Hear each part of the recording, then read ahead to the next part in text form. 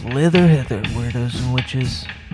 You're listening to PRAGMAGICK.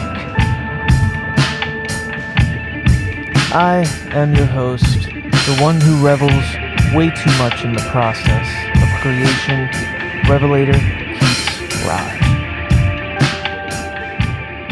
This very special mega episode centers around JJ, a talismanic metallurgist, the creator of Reine de Blanc and the MUSE Memorandum. So buckle up and haunt on.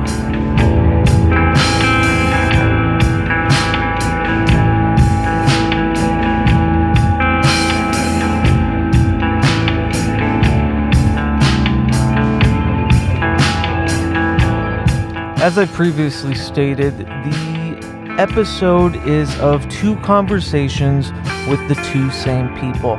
Yours truly and my dear, dear friend JJ, whose talismanic works in metallurgy, jewelry making, and costuming has breached the cosmic stratosphere and adorned magicians and artists alike, like Zola Jesus, for instance.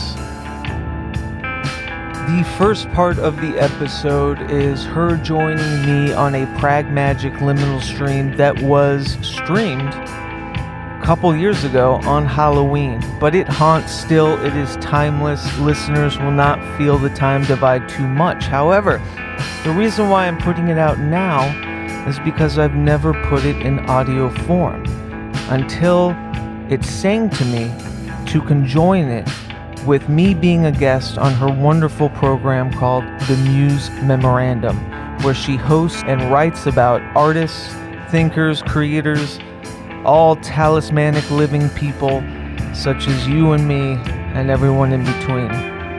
And it just made perfect sense in this almost dire birthday week in this haunted February that we exalt those process punks, the people that truly care about the process and not so much the result. Because if you love and are passionate about what you are doing, you will love and be passionate about what is birthed.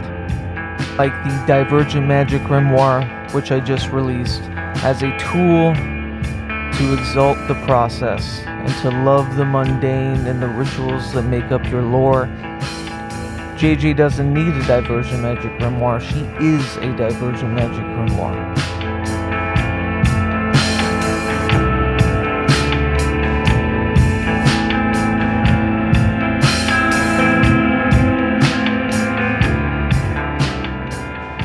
It's been a rough couple of weeks, but starting to see the light, as Lou Reed sings. Well, I'm beginning to see the light. And I am. And it is with the Divergent Magic Grimoire, and most importantly, it's about haunt manual changing. You see, the second part of this episode is JJ graciously hosting me on the MUSE Memorandum, of which the subject was a kind of genetic birth of what the haunt manual is and what it has become, which was a living grimoire, a documentation about my process in communing with the specters of self. The past self specter, the aspect of a self specter, and the prospector, a prospect of self not yet reached. And as we are buttoning up, I'm driving into the Divergent Magic Grimoire territory of whatever this next chapter is. As I turn a rotation around the sun again, somehow I'm still kicking, still alive. I am ready and waiting to truly condense the haunt manual writings into a published work. I have always intended the haunt manual workings, my audiomancy practice and praxis within those haunt manual workings of the specter, aspector, and prospector to culminate into a printed permutation. So a book collection of albums, what have you. Moving forward, PRAGMAGICK and Haunt Manual are going to get back to brass tacks and out of your host's ass. It's not going to concern so much of the personal work that I have been doing. Of course, it will always, but Haunt Manual will kind of permeate within the journalistic kind of qualities of my writing, exalting friends and artists and magicians alike, essays, what have you, that don't firmly have the tether of the Hauntomancy workings as I have been doing for the past 2 years. So the next Haunt Manual chapter is it's the ellipses. So as the hauntology of Haunt Manual changes as I commune with the prospector, the future specter of self, I thought what a grander way than to share my discussion with JJ via her MUSE memorandum channel. Again, please look in the show notes, subscribe on YouTube, check out her blog. She was a perfect animus to discuss its genealogy, its then current state, and now is a perfect fellow companion in the trans-sublimation of whatever the fuck it is I do next. What you're hearing is, of course, Audiomancy of the new Revel Raj record, which is also in production.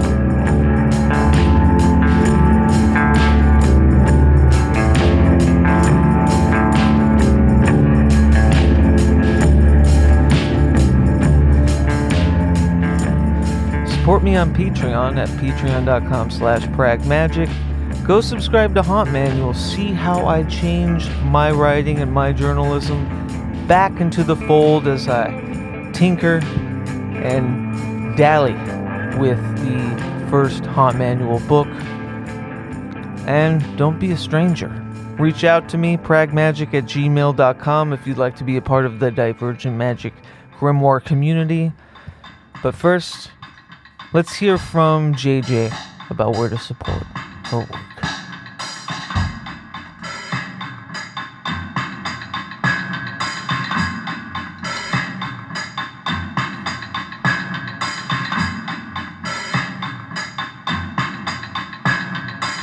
Hey everyone, it's JJ. I'm just coming on to tell you about an exciting new project that I'm absolutely so thrilled and honored to be a part of, called the House of Gray. It's a gorgeous online boutique created by my friend, designer Nathaniel Gray, and we are a group of highly specialized independent designers from all over the world, from apparel to accessories to jewelry. I believe we're going to have some lingerie and perhaps some shoes and hats and other items in the future. Right now there are 3 of us, and I know that Nathaniel has plans to add other designers as the months go by with new products, new designs. Everything is extremely unique and handmade, couture. You'll never find it anywhere else. So you can be excited to know that you're the only one in the world that has the gorgeous design that you've purchased from the site. So please have a look. The website is thehouseofgray.boutique, and we do have an Instagram. The handle will be below in the caption of this post. And I just want to say thank you to everyone for the wonderful, encouraging, and supportive words.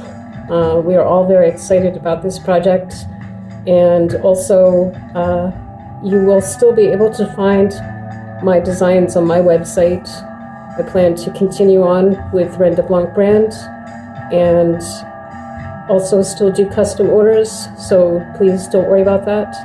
But I am going to be housing my more outlandish, big avant-garde pieces on the House of Gray, and I'm absolutely thrilled to be able to do that. So thanks everybody.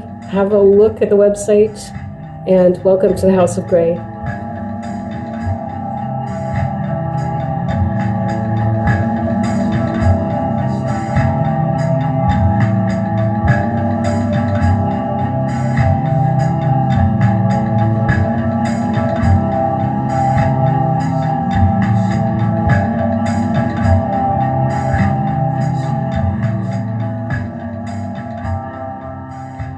dear friend, metalsmith, magical talismancer, Miss JJ of Reine de Blanc. Would you consider it? So you said it's ornaments of power. Would you consider yourself a jeweler as well, or just metalsmith kind of as an umbrella? Well, thanks for having me on. Yeah. Hello. Yeah, I mean, I do all kinds of work. I prefer to do more talismanic work, but I pretty much do everything. If not everything, but people want these like tiny, more commercial-looking things, so I try to accommodate everybody, but always putting my own style into everything. So yeah, I would say I'm a jeweler as well. Awesome. Yeah, I mean, you have crafted one of the best pieces that I think I've ever seen or been a part of with a ring that we did. And I meant to grab it, but maybe I'll do that later to show. But your work is just beautiful. And it has actually been the part of a lot of different artists, ensembles, and different things. And I know that you are an artist first and foremost. Did you start with like metalsmithing, or was that something you came into? Like, where did that come from? Well, that's a good question. Well, ever since I was a kid, I was always using all different mediums, pastels, paints, anything I could get my hands on. And in high school, I started learning photography because my dad was in photography. He was a photographer. He went to FIT. He's also a research scientist, but that was his second love, photography. So, and it still is. So I got interested in that, and I really loved doing all the manual photography with the darkroom and manipulating with chemicals and things like that. So I ended up, that was what I went to art school for, photography. And I went to Savannah College of Art and Design. And I was always doing other things at the same time. So I was doing beadwork, and I was making wood block prints and linoleum block prints and sculptures, all kinds of stuff. But you know, when you go to school and you have your elective classes, my best friend, we actually went to art school together, and she was like, "Do you want to take a metalsmithing class with me?" And I was like, "Yeah, that's so exciting. Let's try it," you know? So instantly, it was like, I wanted to drop everything else. Yeah. I just loved it so much, making beautiful things from basically nothing, like flat scraps of things, and using the blowtorch. It felt so badass, you know? So that's where I really got into it. But my dad actually introduced me to a little bit of jewelry making. He showed me how to make a ring out of a coin, I think when I was about 16 or 17. So that had my interest sparked there, along with the other beadwork and stuff that I was doing. Yeah, I was going to ask, as you mentioned, you know, this love for the analog photography. There seems to be this conduit between the extremes of like science and art, and like finding that gentle medium in between. Would you agree that it kind of uses both hemispheres to kind of create something new? Yeah, it really does, because there's a lot of chemicals. You know, I don't use a lot of chemicals, but there are chemicals in the process, and heating things to certain temperatures, and that does factor in quite a bit, depending on how far you take things. So it's definitely kind of a meeting of the minds, I would say. Yeah, and like your process seems to be very charged with, like, even as you were saying, when you're doing more of the kind of consumer based orders, like people will commission you for something that's, you know, maybe not as like intrinsically artistic, but you put your stamp on them. And I was just wondering, like, yeah, where does that come from? What is your stamp? Like, what is this inherent intent that you put in with all your jewelry, or metalsmithing, I should say? I see. I don't want to demean it by just saying jewelry because it's so much more. It I really is. appreciate that because there Yeah. is a big difference. Yeah. So thank you, because not everyone does what I do. Right. But you know, for me, I would say the way things have evolved for me over the years, because I've been doing this for 30 years now. I'm 49. Actually, it's longer. I learned when I was 18. So the way things have evolved for me, it's a lot different from when I was younger because I've been through a lot of hard stuff in my life and I've had a lot of physical pain, just different ailments and such. So I would say the last 5 or 6 years, the intent has really evolved into something where it's transmuting pain for me, both, you know, psychological and physical. And I don't know, I feel like every time I'm setting something on fire, it's burning off these dark negative things that I've been carrying and creating something new and beautiful, or at least I hope it is every time. So that's my first and foremost intent in every piece. And then also I think about the people that have commissioned me to make the pieces, and I try to send them as much good energy as I can possibly do. And, you know, if there's a stone or a crystal involved, there's that where a lot of people trust me to choose a stone for them. And so I try to really think about everything that's going into the piece to make sure that the wearer is going to have the best possible experience with the piece, and also protection. And I don't know. I guess that's about it, really. Yeah, I love that because I know that you've called it ornaments of protection. I had the type of labeling this ornaments of power, but I do feel that there are, you know, kind of interchangeable in ways Yeah. because power is protection. But I love that you come from that as kind of a byline about what your artistic intent is like when you're creating something, you are thinking about, you know, the person that's commissioning it. You're, you know, even allowed to choose a stone. Like it just makes me think of the alchemical process like as a whole, but you're doing it kind of in tandem with your inclinations but also theirs in a very kind of metaphysical way. It's an unusual partnership, I guess, in a way. Yeah. Yeah, and I meant to ask, it's funny, Jeremy from the Alchemical Arts is here, and he was in my mind thinking about our conversation because he is in Australia and he creates pigments Wow. from very like, you know, old kind of archaic grimoire kind of things. You know, I don't want to displace it, but he had a really good question in here, and he wanted to ask, what's your favorite metal or metals to work with? Well, most people they're kind of snobbish about certain metals, but my Right. favorite to work with has been brass, pretty much. I do work with almost everything, but brass is my favorite because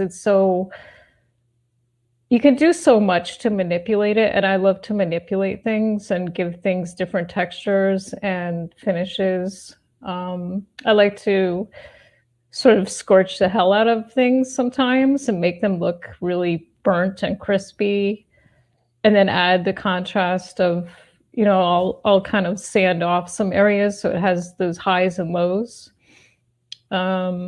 So brass, I would say. And also, you know, brass has copper in it. I love copper as well, and bronze. So I like the flexibility with brass to change its appearance, because you can really, you can Very do quite a malleable. bit with it. Yeah. Yeah. I noticed that you had mentioned on your website too, gold is not something you really work with. What's the reason behind that? It's so expensive, really. Yeah, okay. And it requires some other additional equipment and different things. So I am going to work with it, and I do have some. I have actually. I can do some castings, and that I don't cast things myself. I make the prototypes, and I send it to a caster.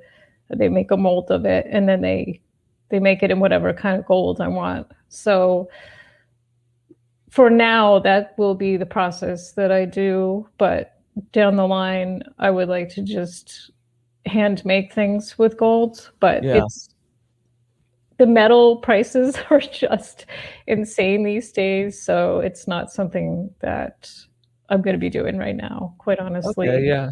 So more from like a pragmatic standpoint. Yeah, Yeah. unfortunately. I wanted to ask you too, because you had, when I was working with you about this ring, you had such a wonderful, how do I put it? Just a wonderful observation about each kind of stone and like almost its metaphysical properties. But I was wondering if that comes from a studious place, or is that an intuitive kind of feeling about each kind of material you're working with? Like, is there a book that influenced, your understanding of the metaphysical properties of certain stones or gems? Well, I don't know if I could list off one particular book. I do have one edition. I can't remember the name of it right now, but it Mhm. is a really in-depth book that has some really exotic minerals and crystals in there, and their metaphysical properties. I've been collecting specimens since I was a kid. Like, I don't even remember the first one I had because I always had them, and I would always be bothering my parents to take me to the local museum that had a great mineral department. A rock hound. So, yeah. And they used Yeah. to take me and my brother to different mining places like Smoky Mountains and stuff. And we had a Franklin mine near me where I grew up in New Jersey. So I don't even know where I can't say that I have everything memorized, but I Mhm. do have a background knowledge of a lot of these different rocks and minerals Yeah, because it from seems very from intuitive. childhood. Yeah. Yeah, it seems intuitive for you. It seems, and as somebody that has been working, tactically with these things for so long, I'd almost trust the kind of intuitive nature of that rather than, reading a book and Yeah. telling you, what the metaphysical properties are. I would And say probably like 95% of the time that's what I'm doing. It's yeah, very rare that I'm consulting, looking something up, because I usually look it up because someone asked me if I know a particular stone with a certain property that they're looking for. yeah, I was, and that kind of brings me to my next question, which, to me, in the most, made manifest kind of sense, art is magic, like very cut and dry, very simple. And with that, like everyone has their own kind of anarchic ritual to creating or, realizing this magic. And what is a day like for you? What is your ritual? And, going to the shop and like, what does that look like? Coffee. Coffee. So much Yeah. coffee. Ritual juice. I would like to say, I mean, I'm a little lax these days on the things that I used to practice quite a bit. Mhm. Uh, but I do like to. I'm not a witch. I'm not practicing any sort of Sure. arts like that. I have my own things that I do. Um, so I do have some sort of meditative, it's for lack of a better word, things that I do on a normal basis. Although, like I said, it's been, since I've been, Right. oop, I dropped my, sorry, hold on Oh, a you're all second. good. But I mean, that makes sense. I think one thing that Wait, we share between us is oh wait, it's your headphone. sorry, I But one lost it. oh, you're all good. One thing that we share between us is kind of this vagabond, almost wanderlust rhythm, I think Yeah. we have. very much in common. And when it comes to, ritualizing spontaneity, it gets a little hard, right? Like, Exactly. yeah. So, yeah, what is your current, reality? I know that you just relocated, and yeah, what is your system looking like now? Like, It's much better. I have a shit ton of space, mhm, thankfully, which I haven't had in a really long time. And so that's been an adjustment for me actually, because over these last several years, I've been downsizing and downsizing and downsizing until the point that I didn't own any furniture anymore. yeah, And so now I'm in this big, tremendous space and I have barely any furniture. But I always have what I need. And, I have the basics. I've got my studio is set up pretty well. It'll evolve over time, but I've got my work table now, and mhm, I use such like archaic tools. I have a lot of friends that are metalsmiths. Well, not a lot, but a decent amount. And I always laugh when I see their stuff in their studio because I'm basically using like the bare minimum of what you can get by with to make my stuff. And there's something that I just really love about that. Like, yeah, I could get more tools and different equipment and the latest greatest thing, but there's something I really love about all the hand tools. yeah. Sorry, I kind of veered off there, but No, no, no.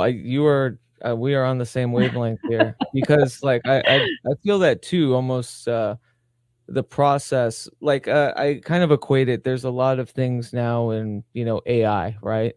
right. That kind of cuts out a lot of processes, and I just feel, especially from an artistic standpoint alone, that it cuts out a lot of the intention and like different processes that I love charging, even if it is more work, even if it is more time, and especially in music, using, a shitty old 70s rhythm machine that, has a If mind it of ain't its broke, own or don't whatever. fix it. Right, yeah, like, and allowing it to kind of age and kind of, regress itself and warp, and then communing with that, and I imagine, the tools that you're using is almost in the same facet, right? Yeah.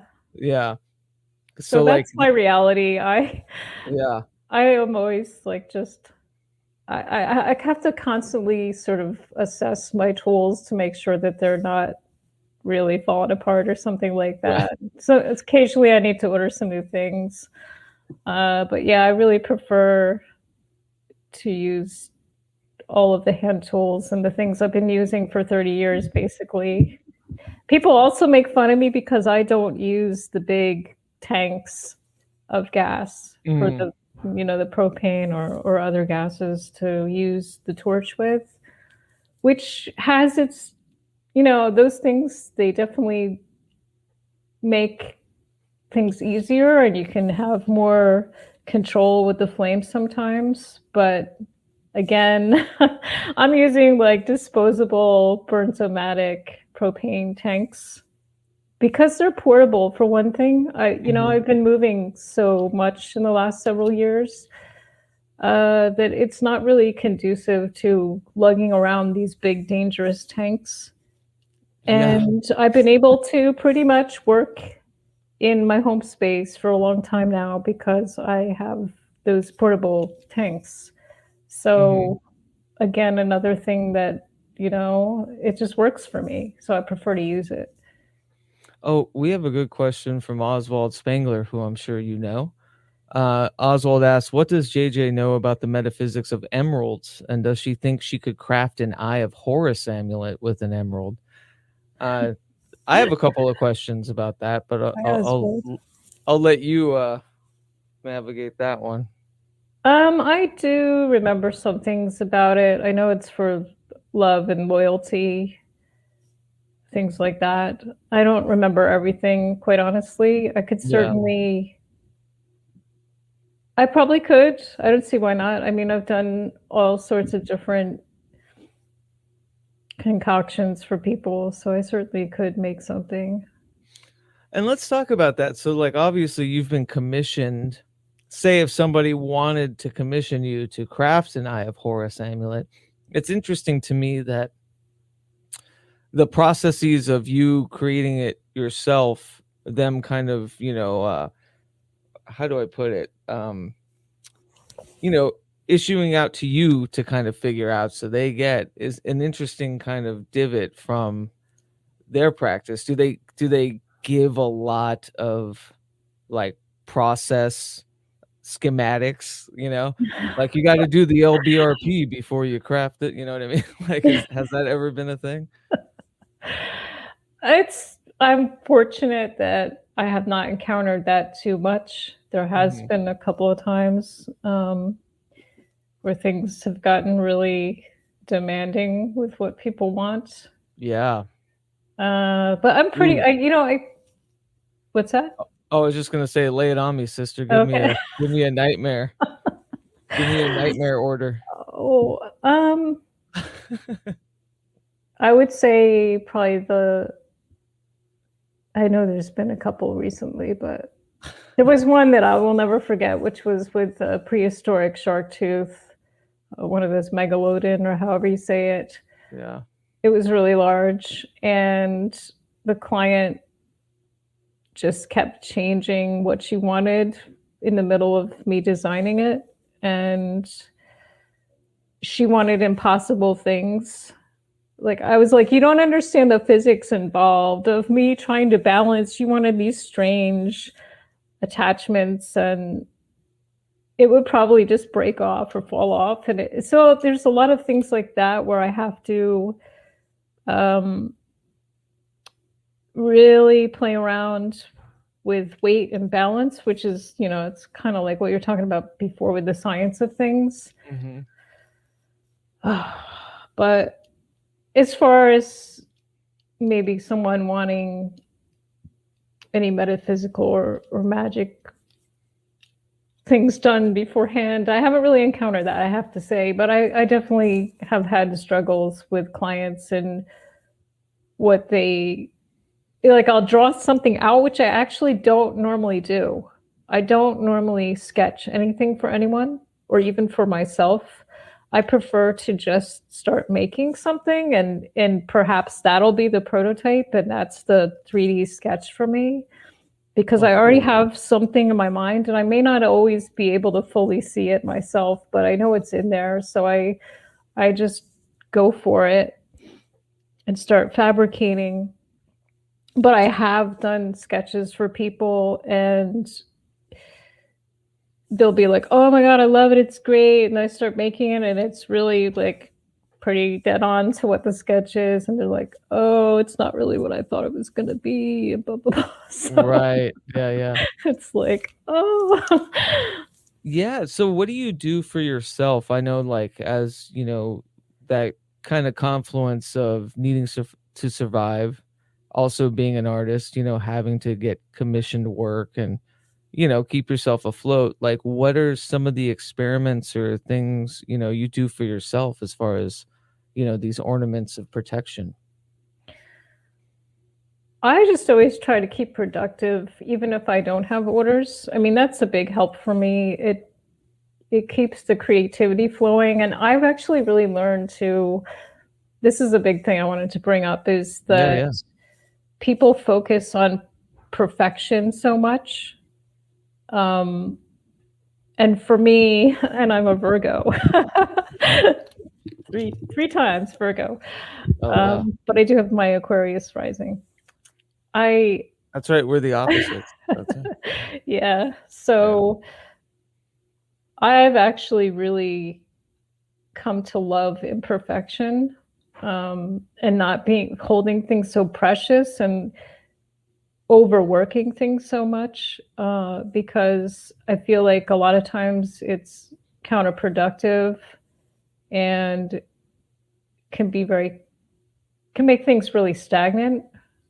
Yeah. So I just keep playing around, and I have thankfully accumulated so many different stones and specimens and different things that there's always something to pull from. I always try to challenge myself. I remember when I was really, really struggling when I started, I decided I was not going to work a job anymore and that I was just going to go full on in with the metalsmithing. I guess it'll be 7 years in February.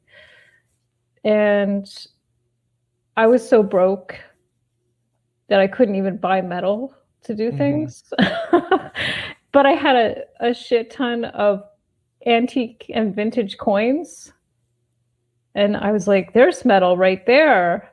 So I started cutting up the coins into strips and soldering them together to make the bands. And suddenly it all opened up for me, a whole new vein of work where I could take all those pieces and make something really cool with a coin that's been all hacked up, or a couple coins. And then I started setting stones on the coins, which I think some people are doing it now, but I have scoured the internet and there was no one doing that I could find.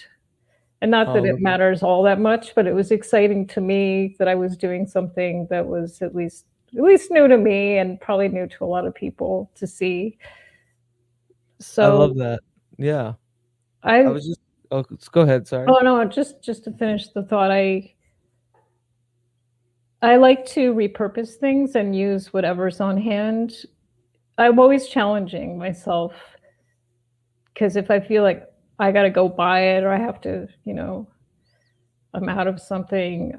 If I have something around that will work and make it more interesting, I'd rather do that. And yeah, I was just going to say this flows in perfectly with, a part of your bio on the Reine de Blanc site. And you say, my biggest inspirations come from nature and artifacts, drawing from the past to create the future. Now, I don't know if anyone watching knows my obsession with this hauntology of the self, or, kind of like that same facet, of creating this third mind between the past, the present, and then doing something new. And I love that about you having a tactile representation of it. It's not so much a, inner monologue or, a something in the digital ether. It's that something you can hold that is charged, like something that's very talismanic, Yeah,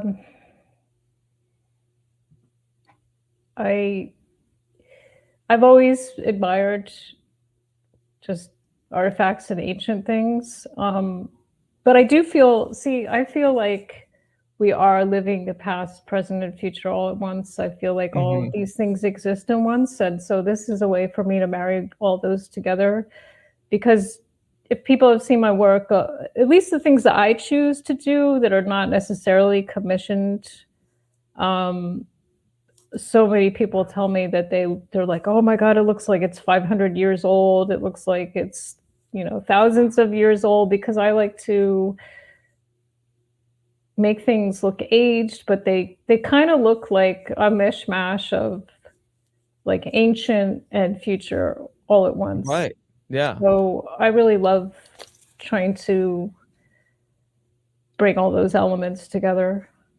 Yeah, and that's that third mind I always talk about, between the two, and then creating this new avenue with them. And the fact, like, where does this come from? Where does this love? It's not even a love for the archaic or the ancient or whatever. It's not about aesthetics. There's like something intrinsically really beautiful about what you do, in the sense that it is almost a conduit, sorry, excuse me, about a kind of presence, right, between all of those things. Like, where does that come from? Is that kind of learned? Is that something that you just inherently have? I think it's maybe just something I already have. I don't know. I've always been a dreamer. That that's my thing, the dreams. And so perhaps I carry these things from another place and time. I really don't know, but it's just something that seems to come naturally somehow for me. Yeah, let's talk about those echoes from dreams, because yes, I know that um you're just so studious about your own dreaming, and I wonder how many of those dreams have kind of informed or even inspired like pieces that you work on. It's not a ton, but I have actually, there's been several times, even with the coin thing that I was talking about before, I actually woke up. It was like a kind of in between state where I was Mm-hmm. coming back into the waking, and I A don't know liminal what space. it was, a liminal space. It definitely was. And I remember that specific time where I just saw kind of a vision or whatever of how I could start cutting apart the coins to make something new with them. So, or I actually have had several dreams.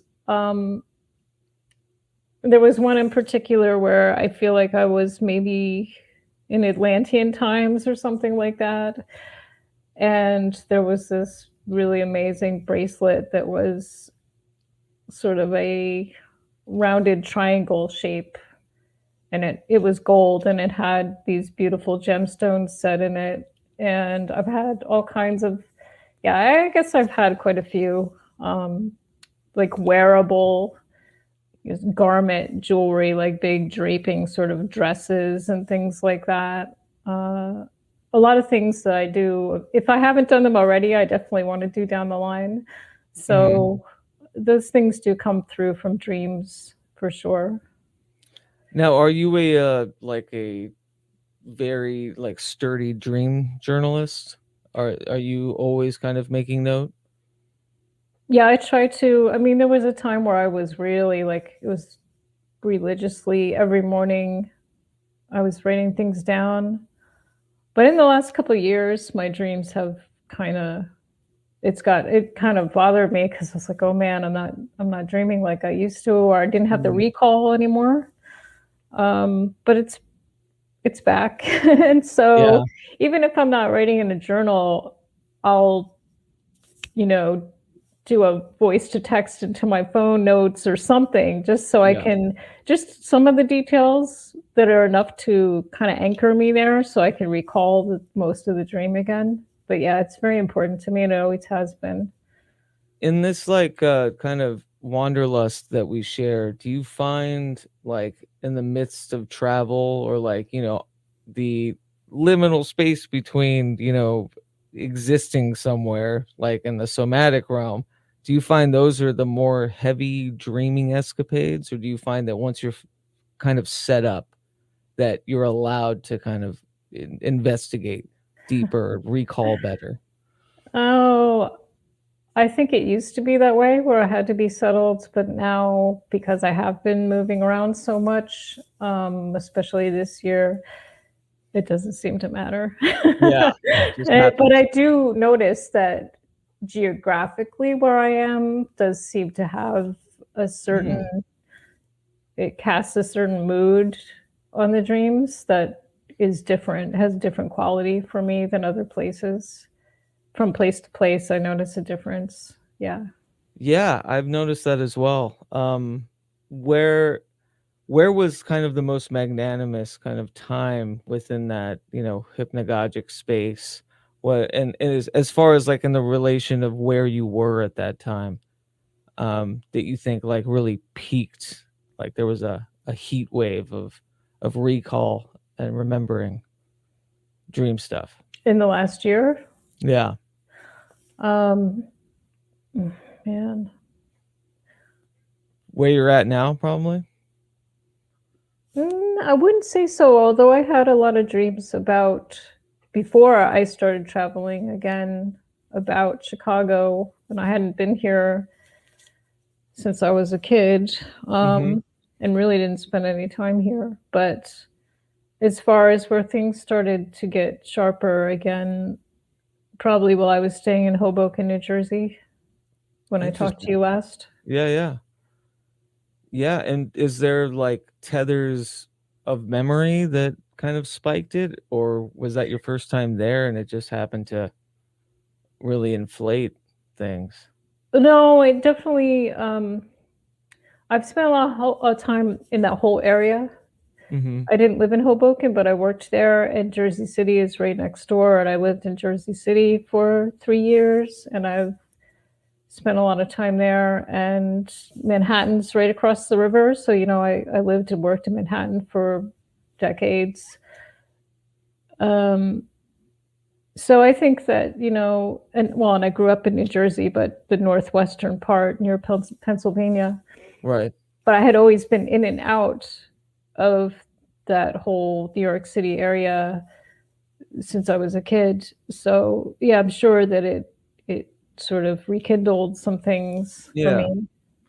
Yeah, I wonder that too, because I know that when I'm traveling back to like New Mexico or Arizona, the dream, like the visitations of dreams get stronger and stranger, even though I'm nebulous to like where I've actually been. But it's somehow, because I'm closer, it seems to churn more, almost like a magnetic quality to it, Yeah.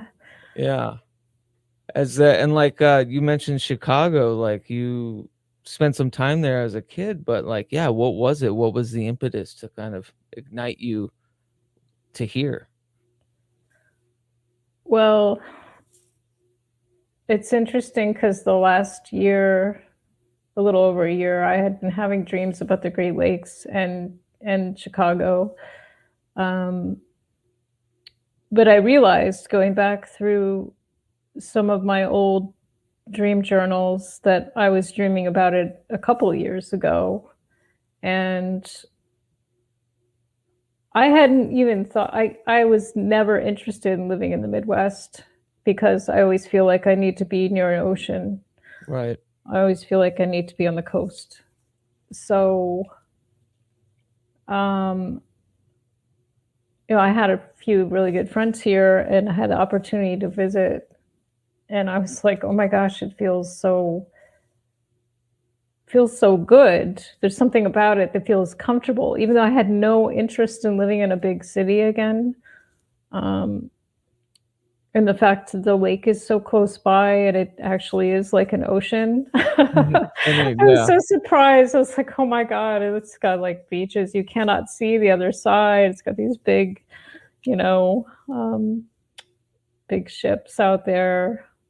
And it just felt good to me. And I had the opportunity. It was really, I needed a place to live too, because my whole situation dissolved in Cape Cod pretty rapidly. I was supposed to return in October. And unfortunately, my landlords, they couldn't rent out anymore. They had they're a married couple. The woman had cancer and crazy operations, and they just couldn't keep up with everything anymore. So I began the hunt. I had planned to spend the summer traveling anyway. And I said, okay, well, I've got 5 months to figure it out. Let me just go visit people and see what's out there. And then when I came here, things just lined up for me to move into this apartment. And it's got everything I need. Everything's close by. I don't drive, so Right. it's I'm in walking distance to everything I need, and I don't go out much, so I'm thrilled to have so much space to myself. Yeah.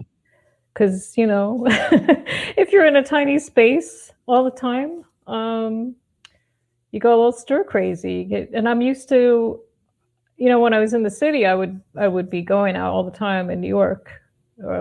That's just the way you do when you live there. You walk out and get your groceries or whatever you want to do. Right. It's kind of the only time you get space.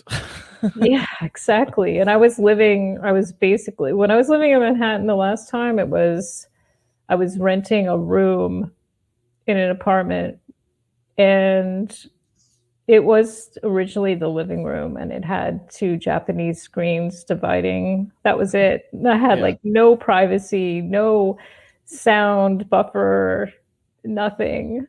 And it was a 10 by 11 room, and I was sleeping on my mattress on the floor and metal smithing on the floor next to my bed. because I couldn't That's amazing. afford. Nobody knew it either, except for the woman that I was renting from. I couldn't afford to rent a studio space, but she's a jeweler too, and she was fine with me using the blowtorch. She's like, just leave the window open, make sure that, blah blah blah. So I was going to ask about that, like using your metallurgy stuff in, small spaces. I guess it's doable, right? it is, and I did it for 14 months. And so anyway, I think I got off on a tangent there, but No, you're answering completely. It's interesting to me. I love that you are, kind of drawn to these whims, as am I. I'm kind of like given options, and I'll take the one, that's a bit more crazy, even though it's probably not smart. I'm talking about my own yes. relation, but like it always is this kind of need to not be stagnant, right? This need to kind of keep exploring, but also that conundrum of needing an office or needing a place of work, needing a quiet space, and it Yeah. seems like you have that tether as well. And so do you look, when you think about your life and in all your travels and relocations, is it like big dots with dashed lines in between, or is it kind of like a sinew, like it's the same, thickness in between? Well, I have to say, I mean, I grew up in a really small town, and I was fortunate enough to spend my entire childhood in one house. We never moved. I grew up there. And the first time I left home was when I was 17 to go to Savannah, Georgia for art school. And I was excited to get the hell out of there, but also I always felt like I needed that core stability of a stable, Right. home. Or something. Yeah, and I don't know, my life since I became an adult was a young adult. It took a crazy turn, and I ended up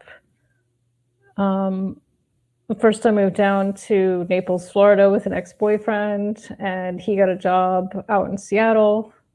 And I was like, yeah, sure, let's go, but That's right. You lived here for a while. Yeah, and I got there and I was like, holy crap, I made a big mistake. I felt like I had always been on the East Coast, always. Okay. Like, Yeah. I always grew up in like I said, the same house.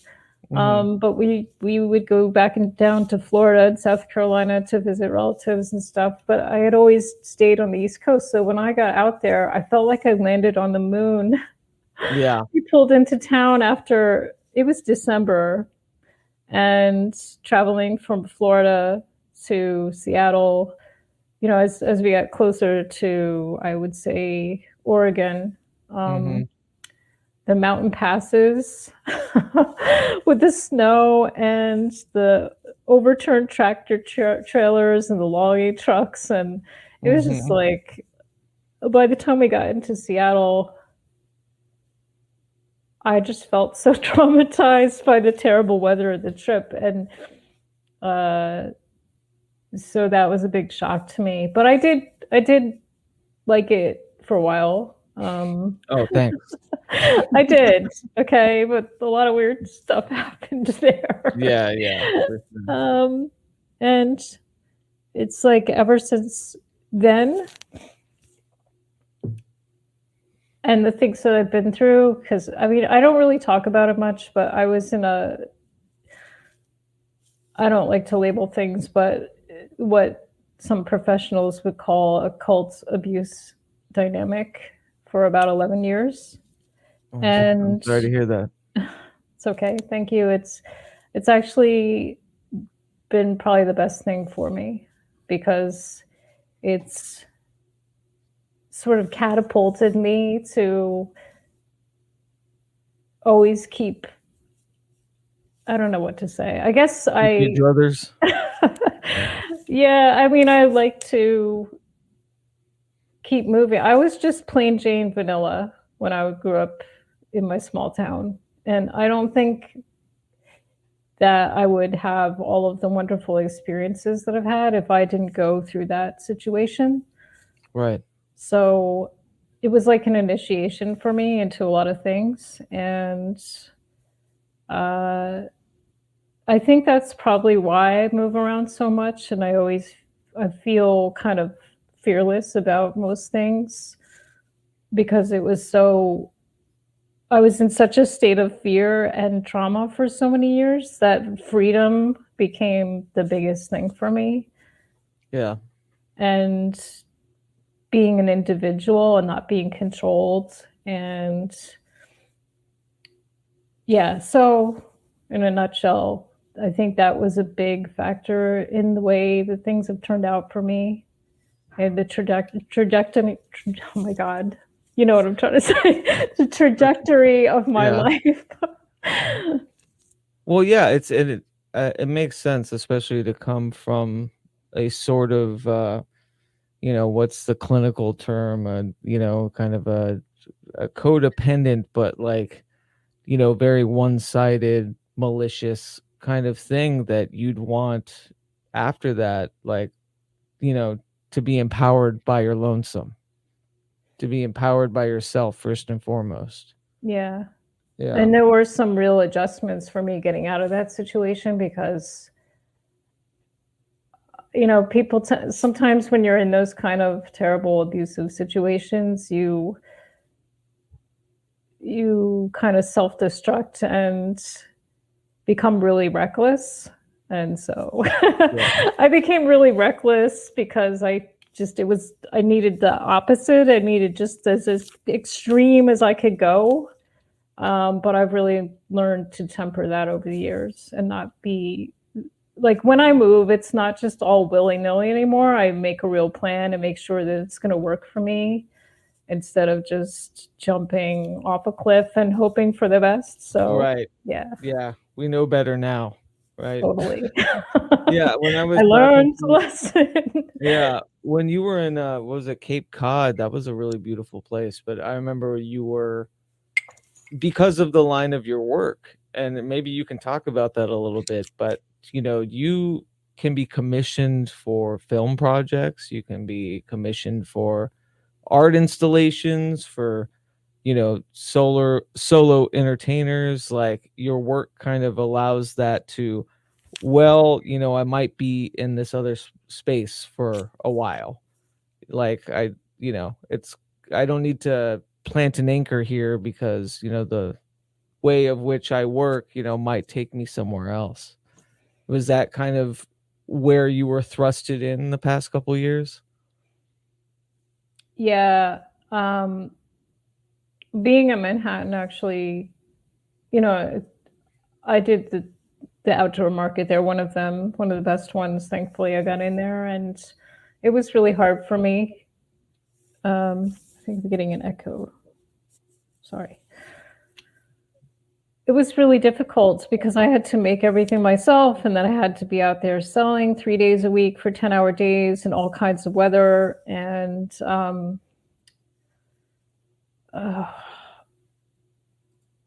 but I knew that I had to do it. I knew that I had to do that market because it was going to open up huge doors for me, because you meet all kinds of people from all over the world. There's tourists, and then there's actors and actresses and rock stars and fashion designers and all these different people walking through those markets. And that's what happened. And I did meet some really good people, good connections that I still have today. And one of them is a good friend of mine, and she's a stylist and fashion designer. And we really gelled. We just hit it off right away when I met her. And so I've been fortunate enough for her to pull me into a lot of these projects. And as she grows with her work and her clientele and all of that, she still always looks for a place to insert me in there because she admires me and my work so much. So it's really, that's one of the good relationships that I've made out of that situation that I'm grateful for it because it's kind of catapulted me into different things. And finally, I feel, instead of just being a Jill of all trades and master of none, that all of the different things that I've done can be combined in a way that's useful and, into all these different projects that I never thought that I was going to be a part of. So, yeah. That's really beautiful to find, someone else and, a similar avenue, but like a different, facet, and to congeal like that. And then also, I met a lot of other people. I met some musicians and things that just went crazy for my work. And I was ready to pack it up for the day. It was freezing and dark. And then suddenly I've got this musician guy at my table, like, oh my God, it's like Viking stuff. It's like volcano jewelry. And he's going crazy. And he's like, oh, how much? Do you want to come to the Mercury Lounge to see my show tonight? I'm like, okay, sure. And then he's like messaging me on Instagram, and the whole band wants to see your stuff. We'll have you backstage. Just come, and things like that. I've had like some very good experiences, and I don't know if it would have happened that way if I hadn't just stuck it out and kept doing that market or doing a lot of the other things that I had done, and all of the crazy gallery jobs and Kinkos. And, I had years and years of retail that I did as a salesperson in New York and other cities. And particularly in New York, I met and worked with so many different celebrities and politicians and all kinds of crazy things that I never thought that I would be exposed to. So I don't know. I guess because I went through the experience that I went through, it made me not be so terrified to just keep trying different things, even if I failed.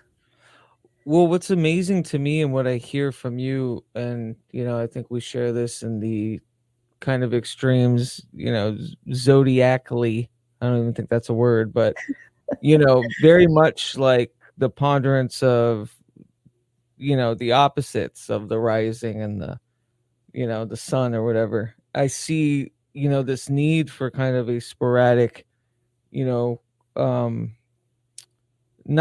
that it's unintentional, but a very open, to the wind sort of bravery. Whereas like your art in it of itself is almost like ritualistic, and it has to be very kind of, process based because of the nature of it.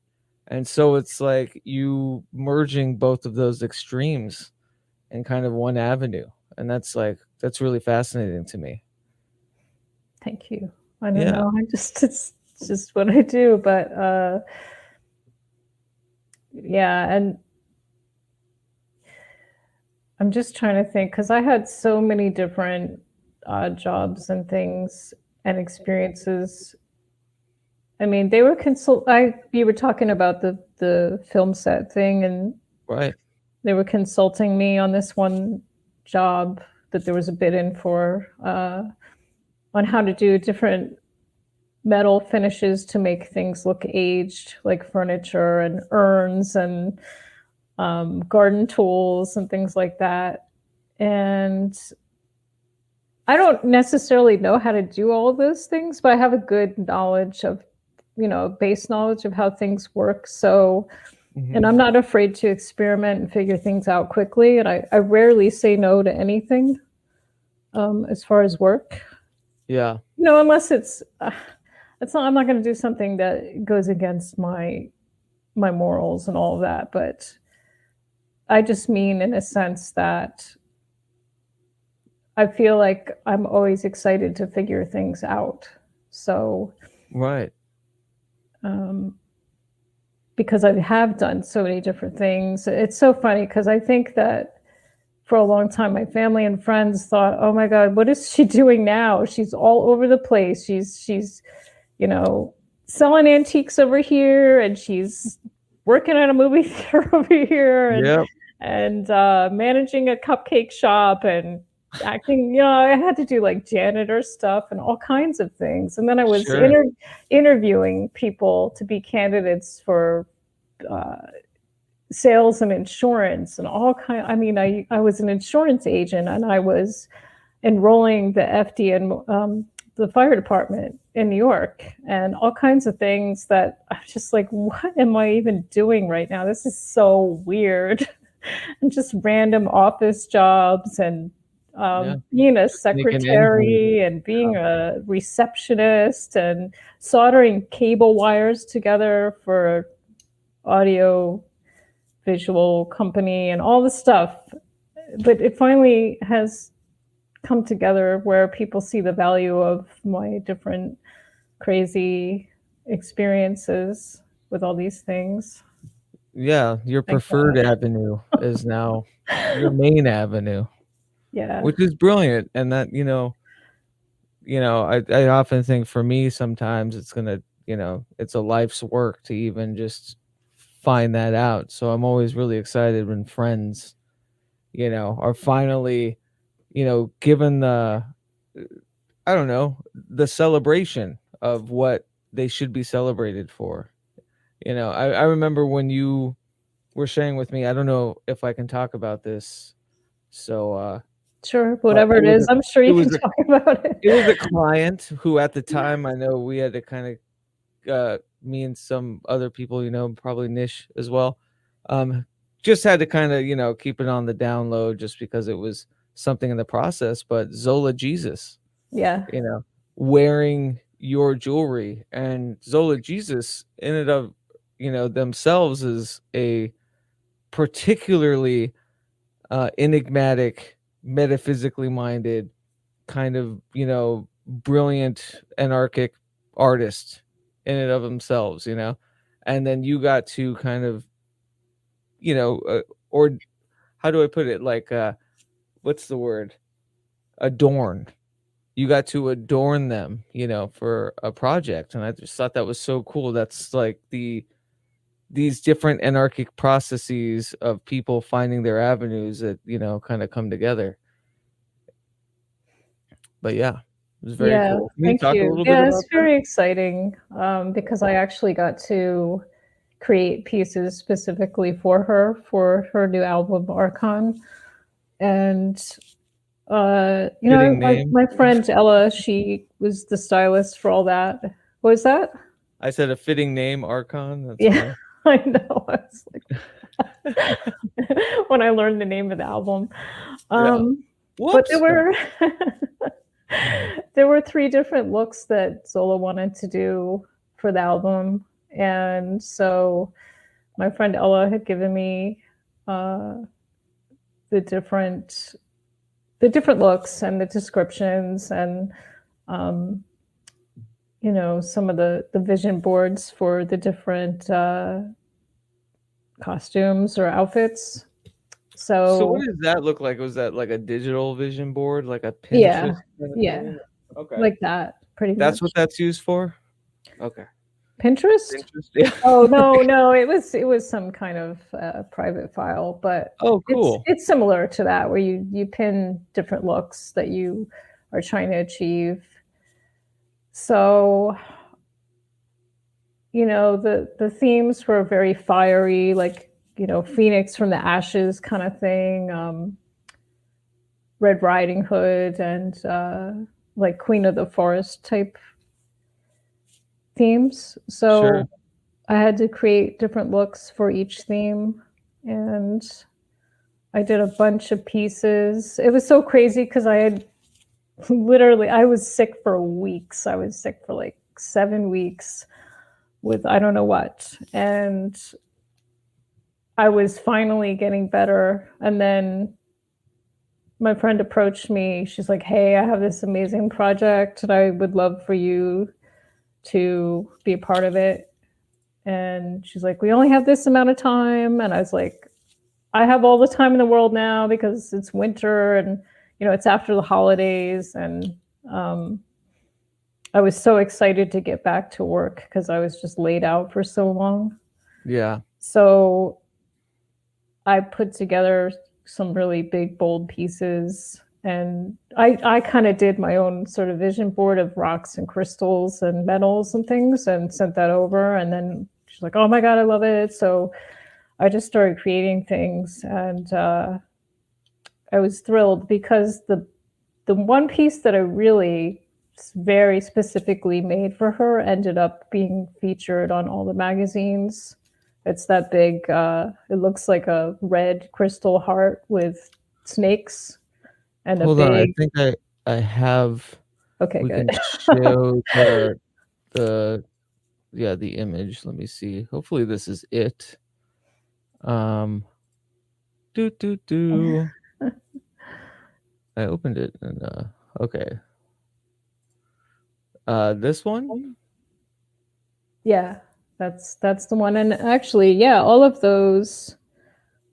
Hold on, let's The see. ring ended up in some of the pictures too, but that was what was kind of the press release picture. And so it was like front and center. And I was so excited because that was the one that I really wanted her to be seen in. I mean, absolutely stunning. It's incredible. Thank you. It was really difficult to make too. I'm sure. So yeah, let's like because I kinda... thought I was going to break the crystal of the specimen.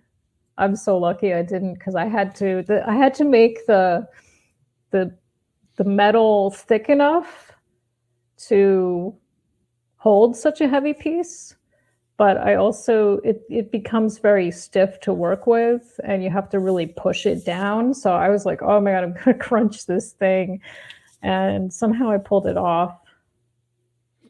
I mean, yeah, it's incredible. So what was the process of that like? Because it looks so involved, you know. Was obviously they gave you a vision board of, but like you kind of ran with it, right? This was Yeah, pretty much just your this was interpretation. me Yeah. basically. This piece, because all of them really, but this was the one that I really took the most liberty with.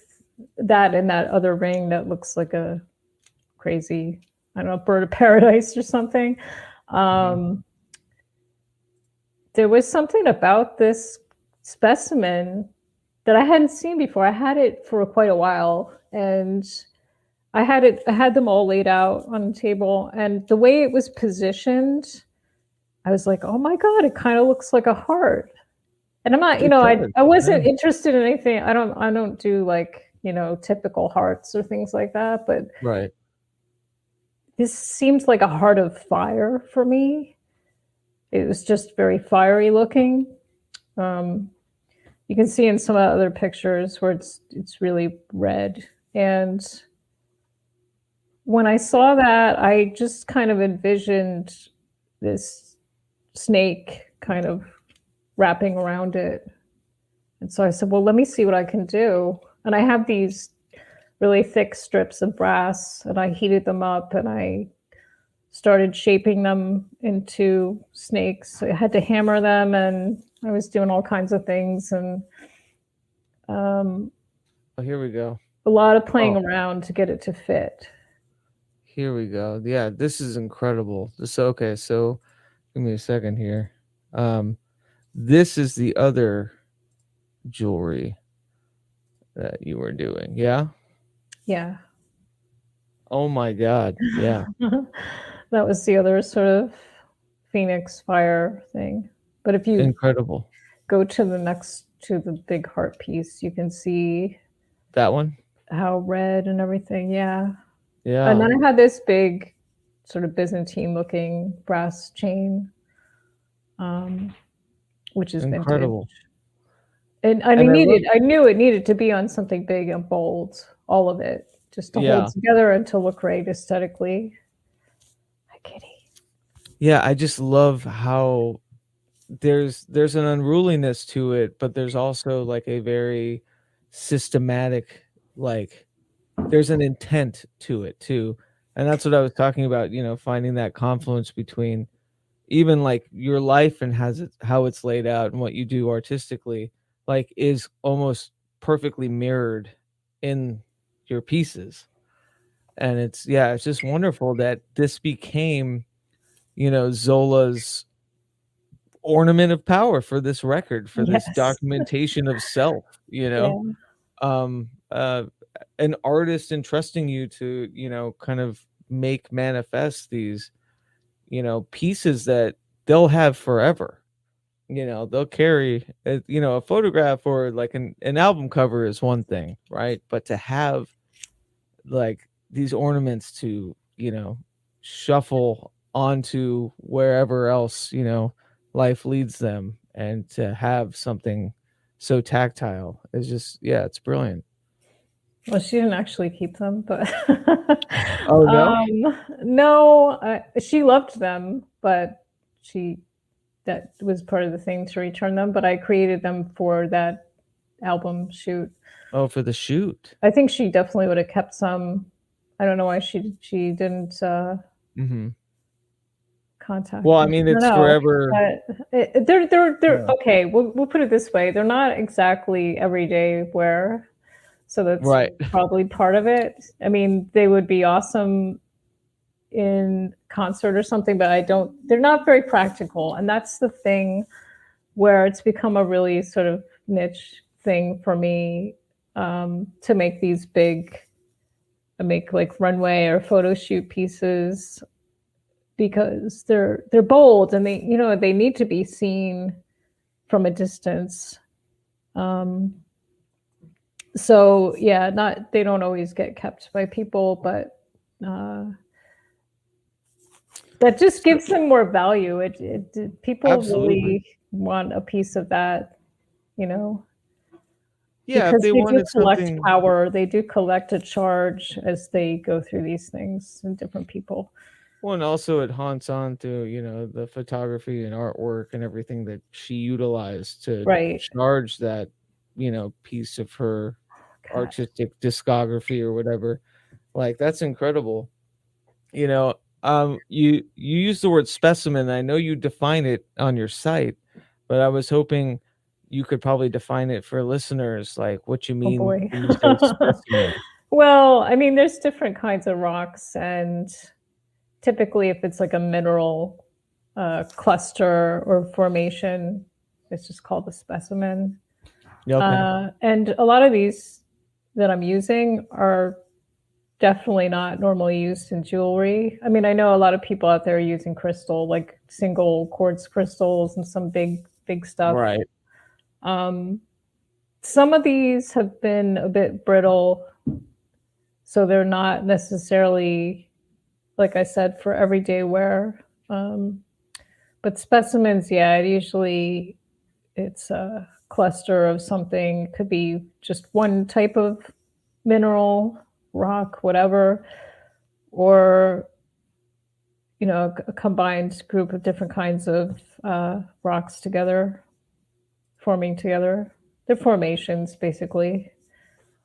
Okay, I love that, because they're this unruly growth that instead of you keep the error, almost like the asymmetrical error of the growth, instead of trying to do this algorithmic thing or this human thing of correcting it or making it kind of ruly. Right, like the commercial jewelry with all the cut stones, which I do also really like. The cut stones, the sort of smooth, polished cabochons they're called, or the faceted kind, like your diamond or whatever. And there's different in-betweens too. But I like I was talking about earlier, I really like the imperfections of things. I find a lot of beauty in that, because they're really overlooked for their natural beauty often. So I I talk appreciate about it. that all the time, just, not to bring it back to AI, but I think like any kind of process that tries to eradicate error, I feel is missing the point from me, from my Exactly. like artistic process. Like someone was saying the other day, oh, I'm a perfectionist. And I said, I'm not a perfectionist. Well, actually, I'm a perfectionist in human error. That's my perfection. Like, when it comes to screwing up, I'm the guy, But Yeah, I'm it's with you. also yeah, but it's also kind of a superpower, I feel, not like in a woo sense, but in a very, charged kind of confidence about, you know, my own contradiction or, my own perfection. And I think that comes from experience, that comes from, you know, not needing to be nestled within the symmetrical sense of, society Right. or whatever. And it's the micro and macro, it can be that unruly, you know, um, almost cataclysmic jewelry piece that in and of itself is symmetrical to a different stance, but it's also like how you're living your life. It's, symmetrical to your stance, but not symmetrical to, the pareidolia of human pattern making or whatever. Yeah. Yeah. And that's just something that was just kind of born of you, right? It wasn't so much intentional, but I I would say it was almost an observation that you've noticed of your pattern making, that you do enjoy the imperfections, you do enjoy the, you know, I don't know, the Yeah, off-centeredness of some things. I do because, you know, I was basically broken as a person. And so I had to build myself back up from square one. And all that time of being controlled and confined and um, having my voice silenced, getting back into things. And I had to completely relearn who I was Yeah. and what I wanted and what was important to me and what I liked and didn't like and not be told what I liked and things like that. So during that time, I started really noticing things that I probably wouldn't have seen before and really finding beauty in those things. So it kind of just cracked my mold, I guess. And um, it just opened up a whole new world for me. And so it's really, oh my gosh, it's been such a evolution. Right. I mean, I got out of that situation in 2012, so it's been a decade of really evolving into something else, which Yeah. I'm so happy about. Yeah. It's like so grateful for it all. Yeah, that was around the same time that I had my big switch of I mean, it was, there was a lot of spits and spurts along the way, but that was like the big turning point was the end of 2011. Yeah. And so, yeah, I share that with you. But I also like, I see, the beauty and the imperfection. I see it with, is it right to say, like, in your brass bending and your molding, like, you can see almost like the hammer marks and like the indentations and like there's a beauty in that you can actually see the process Yes, that's of a its big deal molding. for me. Yeah. Yeah, I love showing the process and everything because people are so focused on cookie cutter and they never even think about, not everyone, but people don't think about all the work that goes into things. And so I actually really get a kick out of leaving evidence of the process and everything. Yeah. I try not to make anything too perfect, too shiny, too polished. I always like to leave the scars, because it's part of how the piece comes about. So to me, I just really love that. Yeah, me That's too. my life too, you know, like Yeah. it's how my life has gone. So it does reflect in the pieces for sure.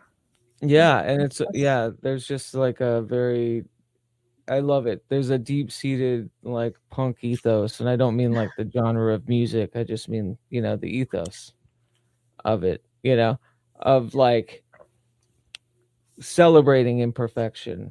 But also like if you look at it on the outside, whatever you're commissioned, you get, and it'll be to your specifications, but there's marks to remind you that there was blood and sweat. And Sometimes there's really blood. yeah. Sometimes I accidentally stab myself or whatever. So yeah. Well, I do want to talk, as I know we didn't address it, as some of the chat might realize we are in costume.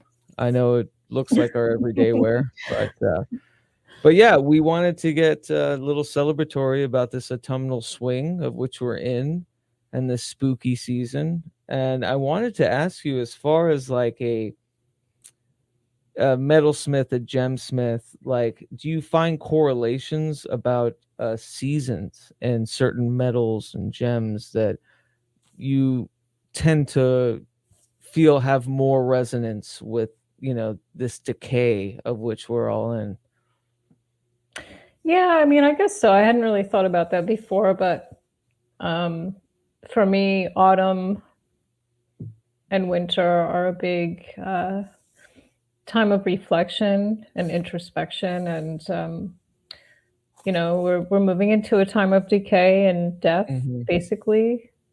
So yeah, I would say that I probably get more influenced by those things through the seasons. And then, when you get into spring, sometimes I'll want to use more colors or something, and start something fresh that I maybe haven't done before. So yeah, I could see how the seasons play into it for sure.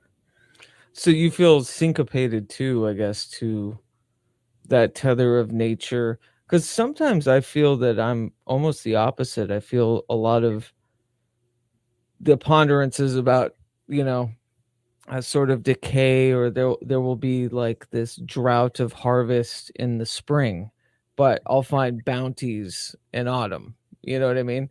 And this kind of like twist. And I always wonder if other people, feel that, or if like there's a tether kind of to the fabric, because nature is our compass. It really is. Yeah. And I feel sometimes my magnetic north is probably upside down.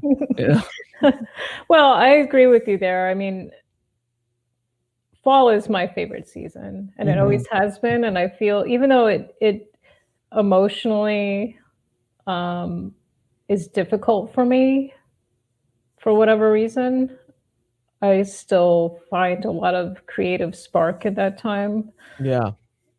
So there's that high contrast of the decay and the death process going through, and then also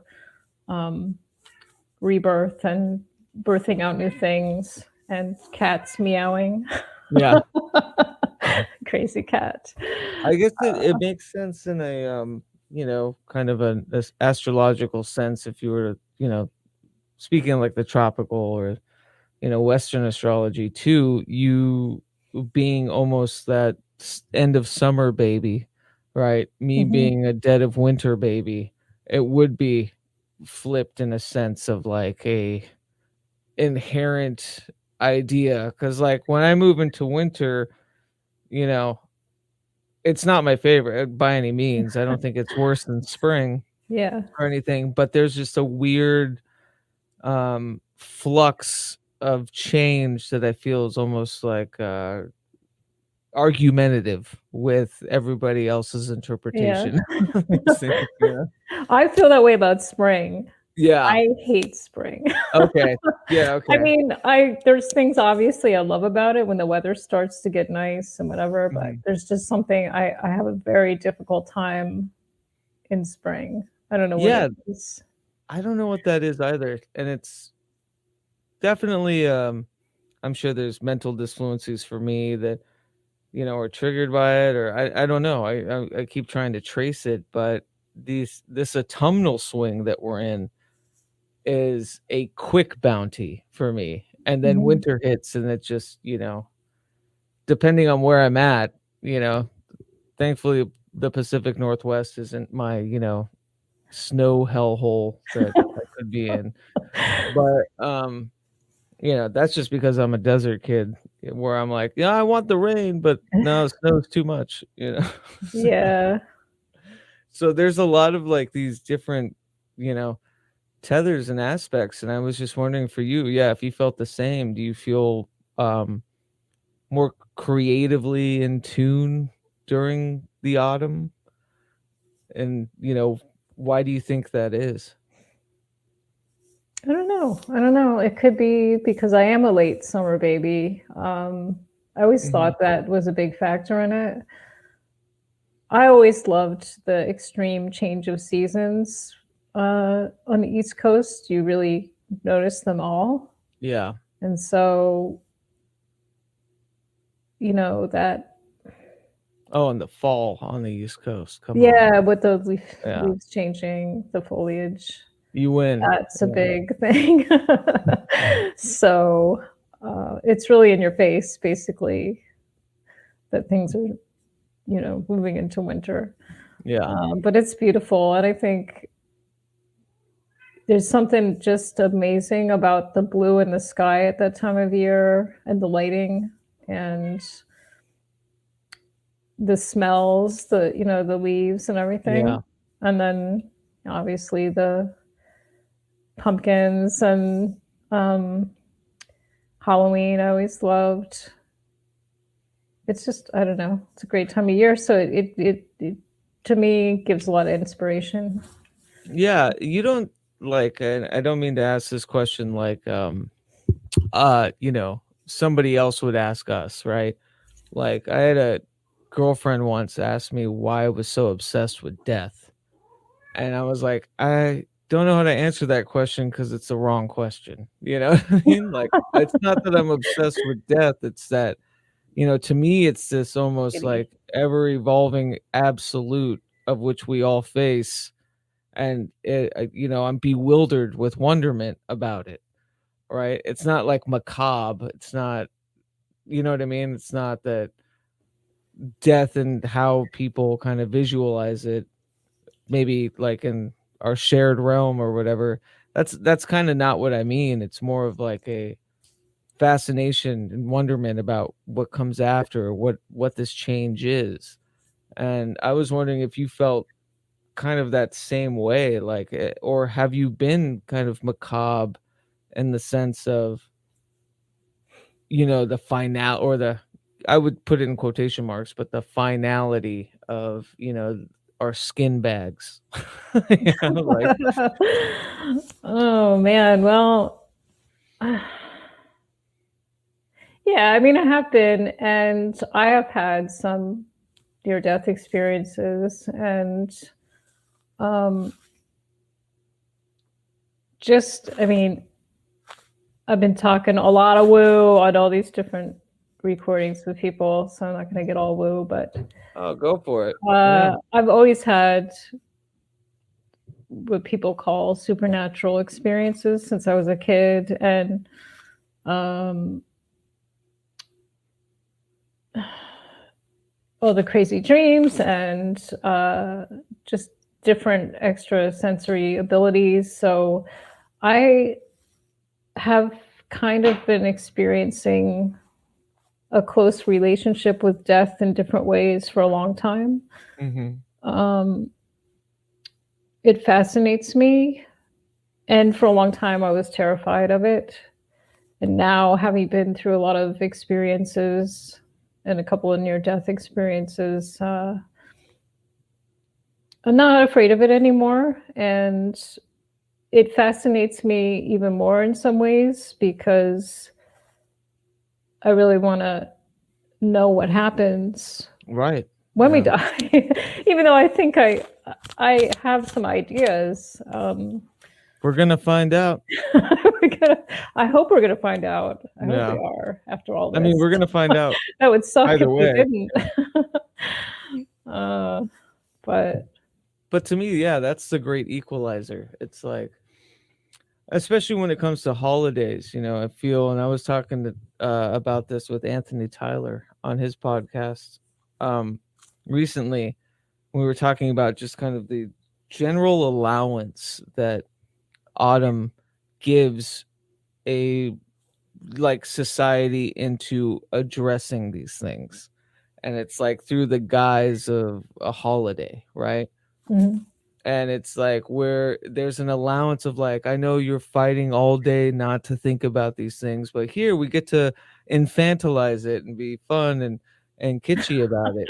It's And Disneyland. yeah, exactly, which is great, don't get me wrong, I love it. Yeah. But I also think that, you know, for some, like for me, it's like this is probably the most honest we are as a society, as when we're like doing that, even if it is infantilized or Disneyland about it, because like neither, you know, race nor creed or religion or whatever, we all have this great equalizer, and we all need to, you know, kind of come to terms with it in a way. And a lot of the people that, you know, are fighting so against it every day to not think about it are allowed to think about it, and to think of it in kind of funny, you know, exciting ways, or you know what I mean? Like it gets to, they get to kind of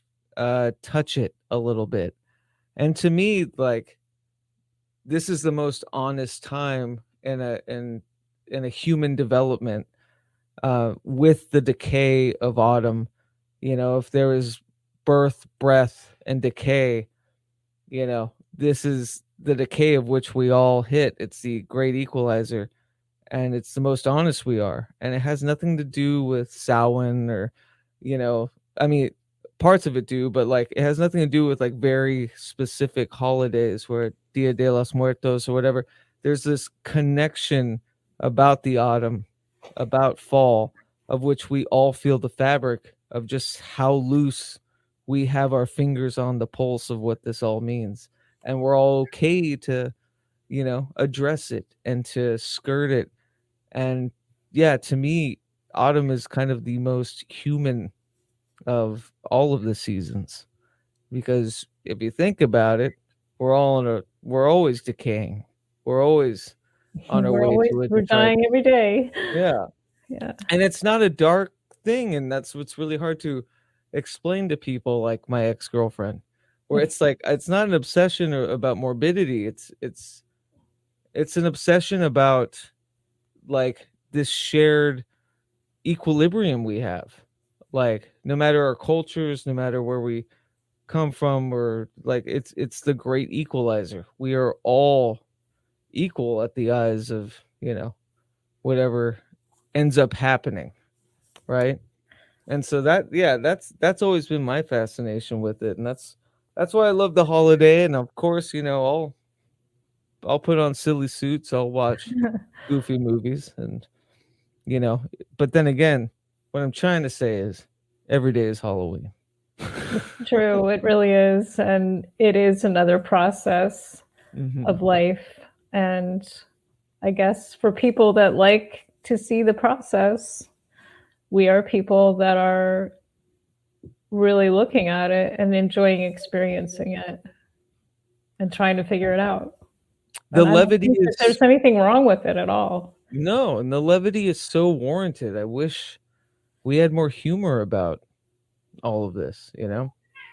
I do And we too. do, you know, around this time, I think collectively as a people, I sound so pretentious. Collectively as a people, um, but what I mean is like it's we give each other a kind of resolve about, yeah, how interesting is this? Okay, great. Can't wait for Christmas, you know. Can't wait for the happy stuff during the dark stuff, you know. And yeah, it's just kind of it's a stasis of which I find myself in no matter the time of year, but there is for the first, time in a year when autumn comes around, I feel an equilibrium, I think.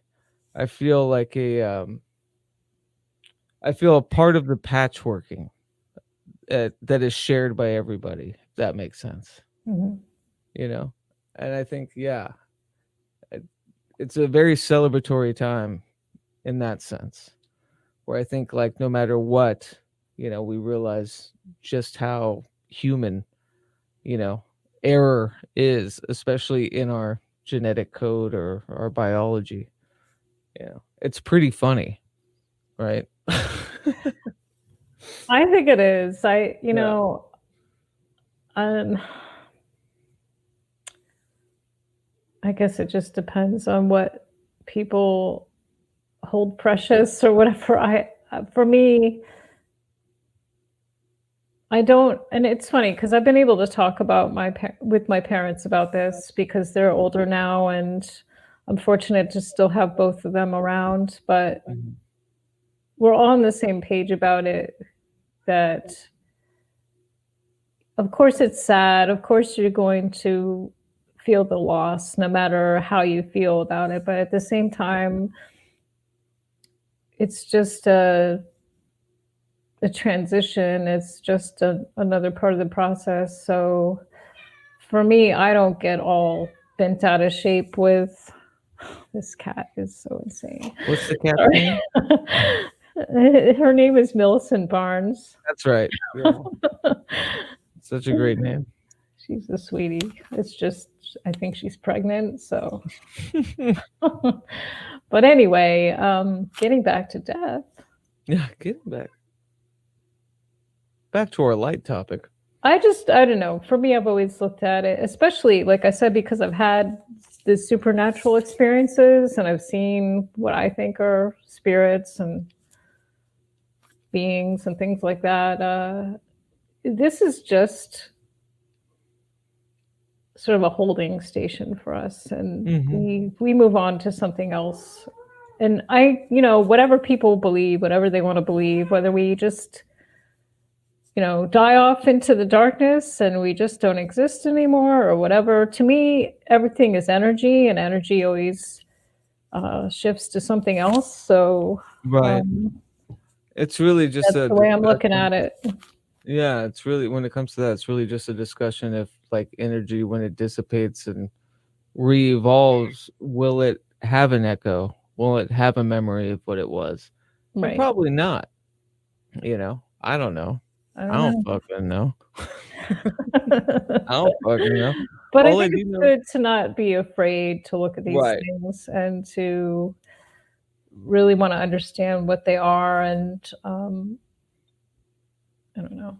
Yeah. I think And when it came, to preternatural or, I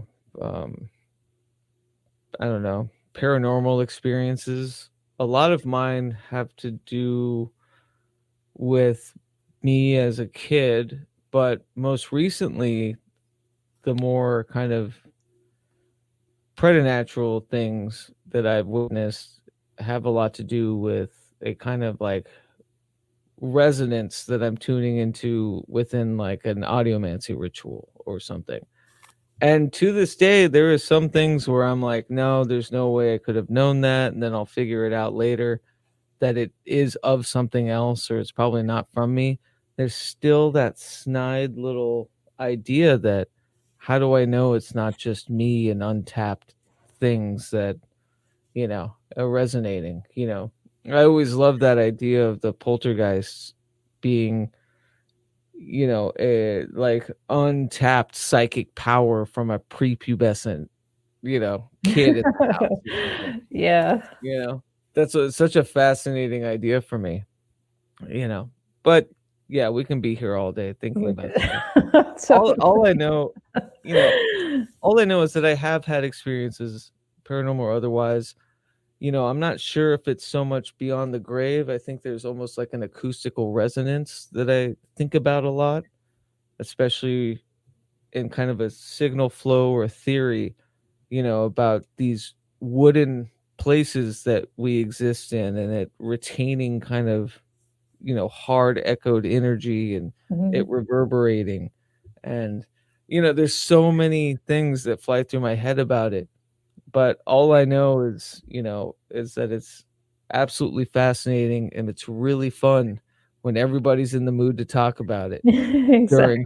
autumn, Finally, I'm not the weirdo at the fucking punch No. bowl, Hey, you want to talk about this? Yeah. Hey, it's Halloween. You want to talk about this? Yeah. Yeah, it's the one acceptable time. Although, you could always go too far even then. Yeah. But I think that's fascinating with the resonances and the frequencies and harmonics of things. I think that, well, whatever, I go down a whole road there, but I'm with you. I agree on that. Yeah. I'll say this, and I've found this like with my current practice with jokingly now, I think it's going to stick, which sucks, is I jokingly call it Hauntomancy, because my kitschy ass likes those sort of portmanteaus or whatever. But when you study like signal flow and frequency and stuff, there's this idea of resonance, that everything has an inherent resonance that vibrates, right? And what was fascinating to me is that, and this could be applicable to, running live sound or something, when you're trying to negate feedback, it's the resonance of the mic hearing itself that gives feedback.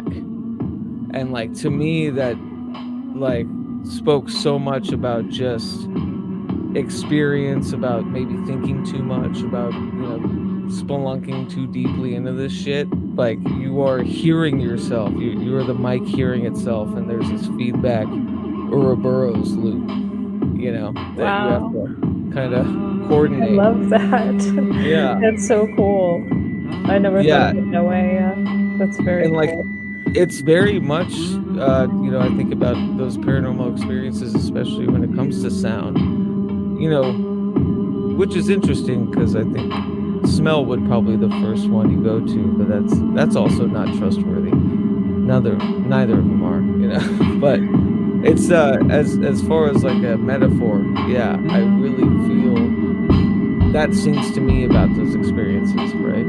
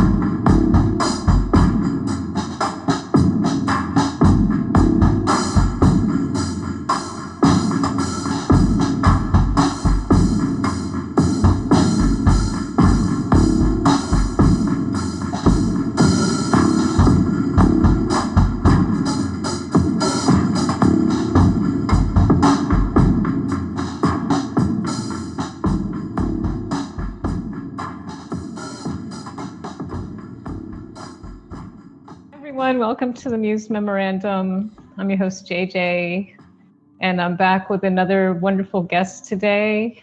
I have my friend, an extremely talented person, Keats Ross, here with us. And he's a writer, musician, Hauntomancer, which I'm sure he's going to explain a little bit further for everyone, and just an all-around wonderful guy. So I'm excited to have him here with us today. And I just want to say really quickly before we get started that I am really just overwhelmed with all the support and the encouragement and all of the wonderful suggestions and feedback and referrals of guests. So I want to thank everyone for being so supportive to keep the project going. And I have several guests lined up for the rest of the year for the show and a bunch of submissions for the weekly blog. So thank you, everyone. I appreciate it. And without further ado, I'd like to bring on my friend Keats Ross. How are you today?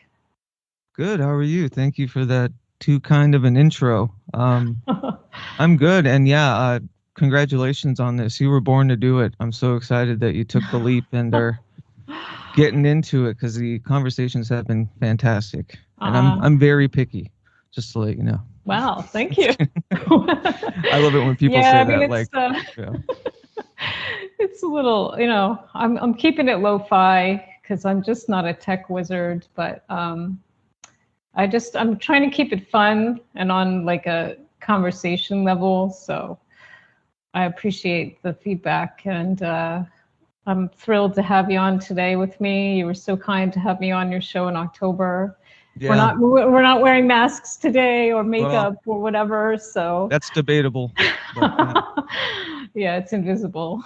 So yeah, that's pretty part and parcel to a lot of the stuff recently I've been messing with. But yeah, you have just been such a bright friend and such a wonderful creator yourself. And I think having you on the PRAGMAGICK, the stream, I'm still planning on editing and doing the podcast of our talk. And I thought this would be a good kind of pairing.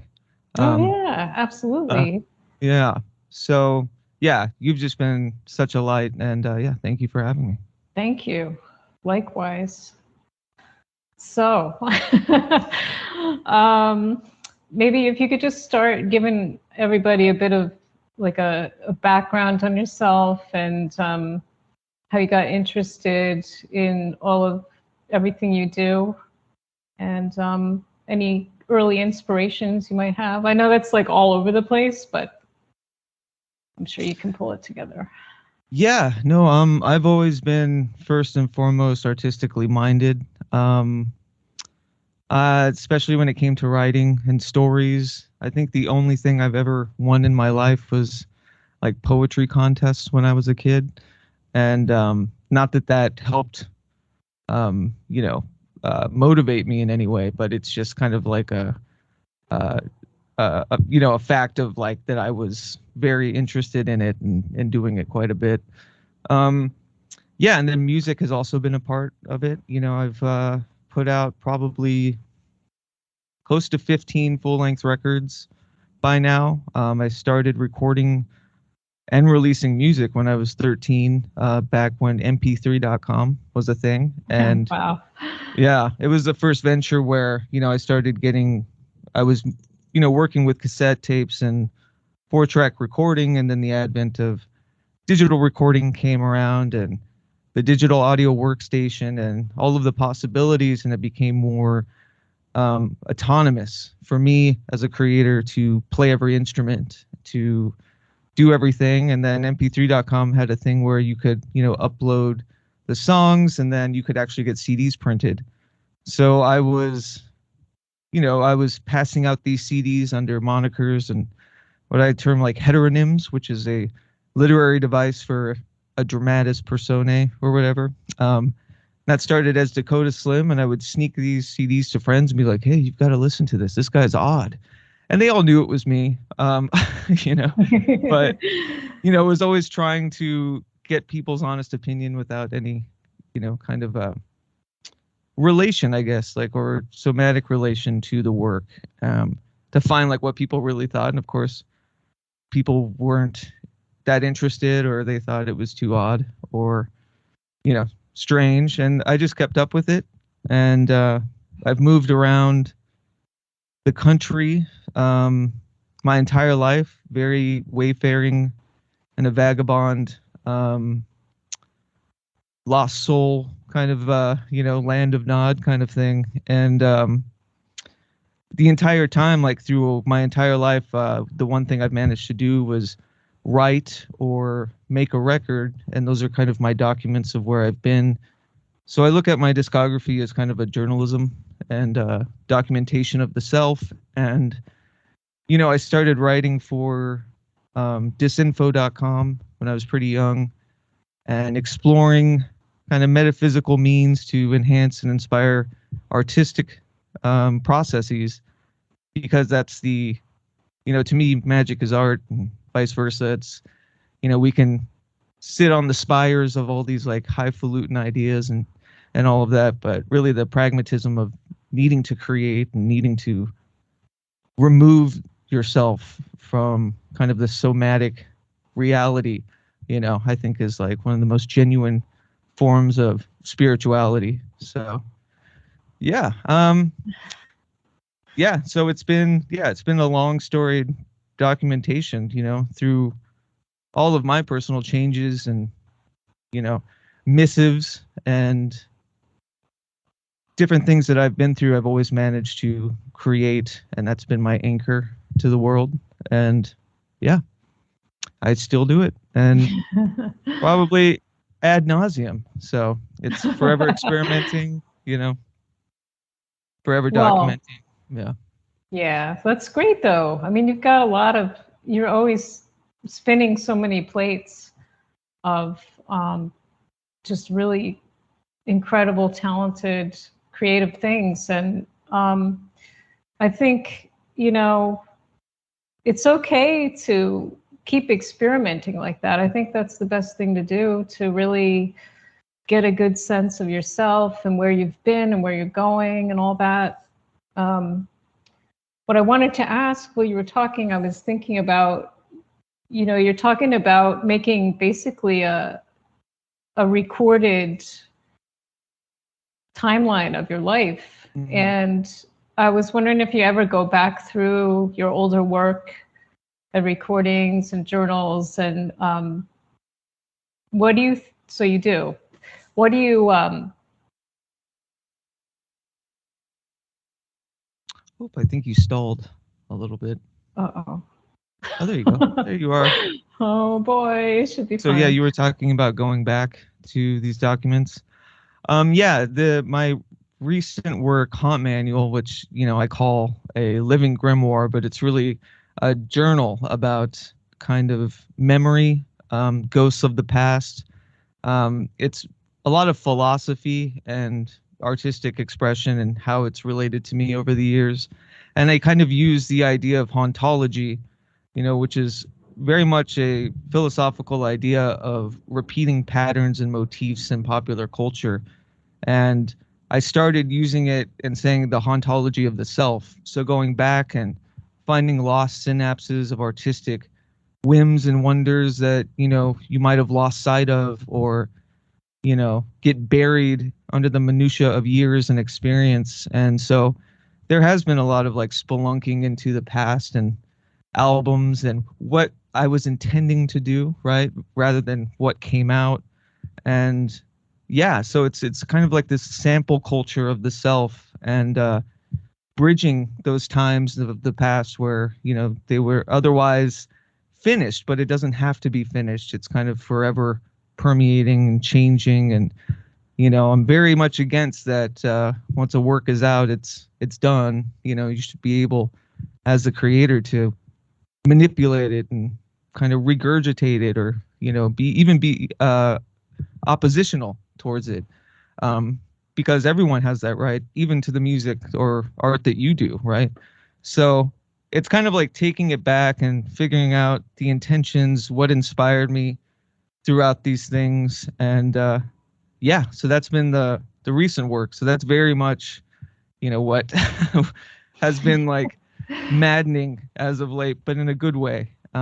Because it really does, in and of itself, when you do that, you work through traumas and you work through kind of memories and the ghosts of the past and how they inform the future, and these reoccurring motifs and struggles that you're otherwise not aware of unless you're really looking into it, So Exactly.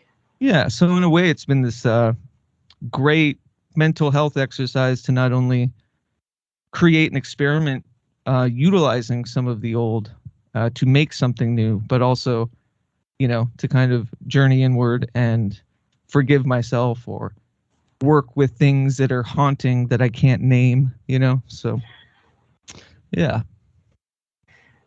So what has been maybe the biggest pattern that you've noticed about going back through these things? Are there a couple of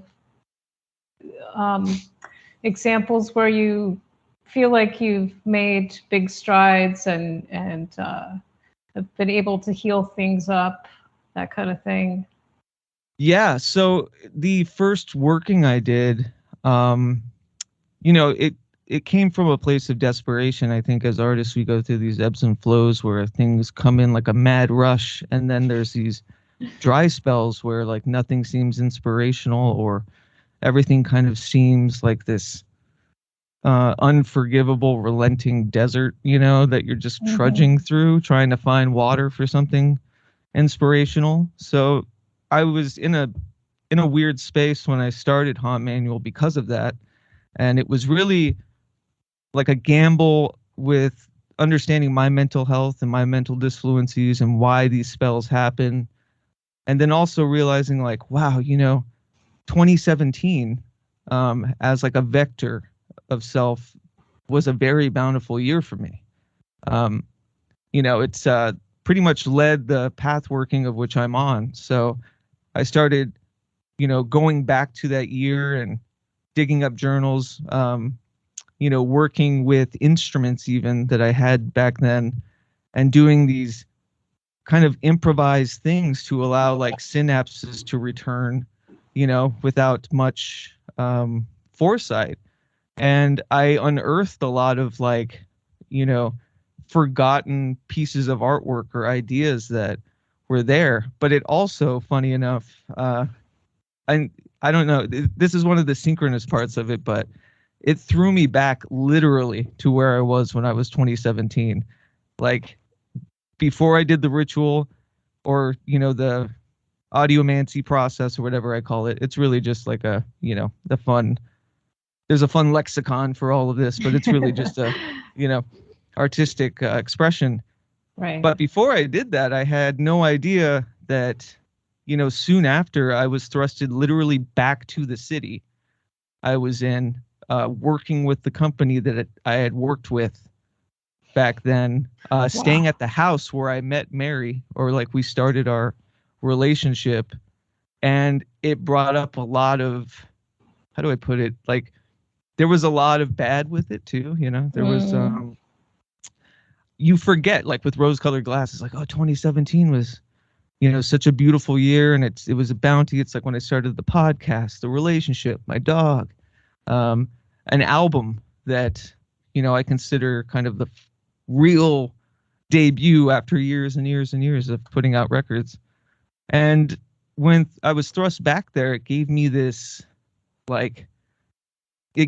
ability to remember that it was a tower card, or it was a destructive part too. With all of that creation came a lot of dissemination and destruction of the past before it.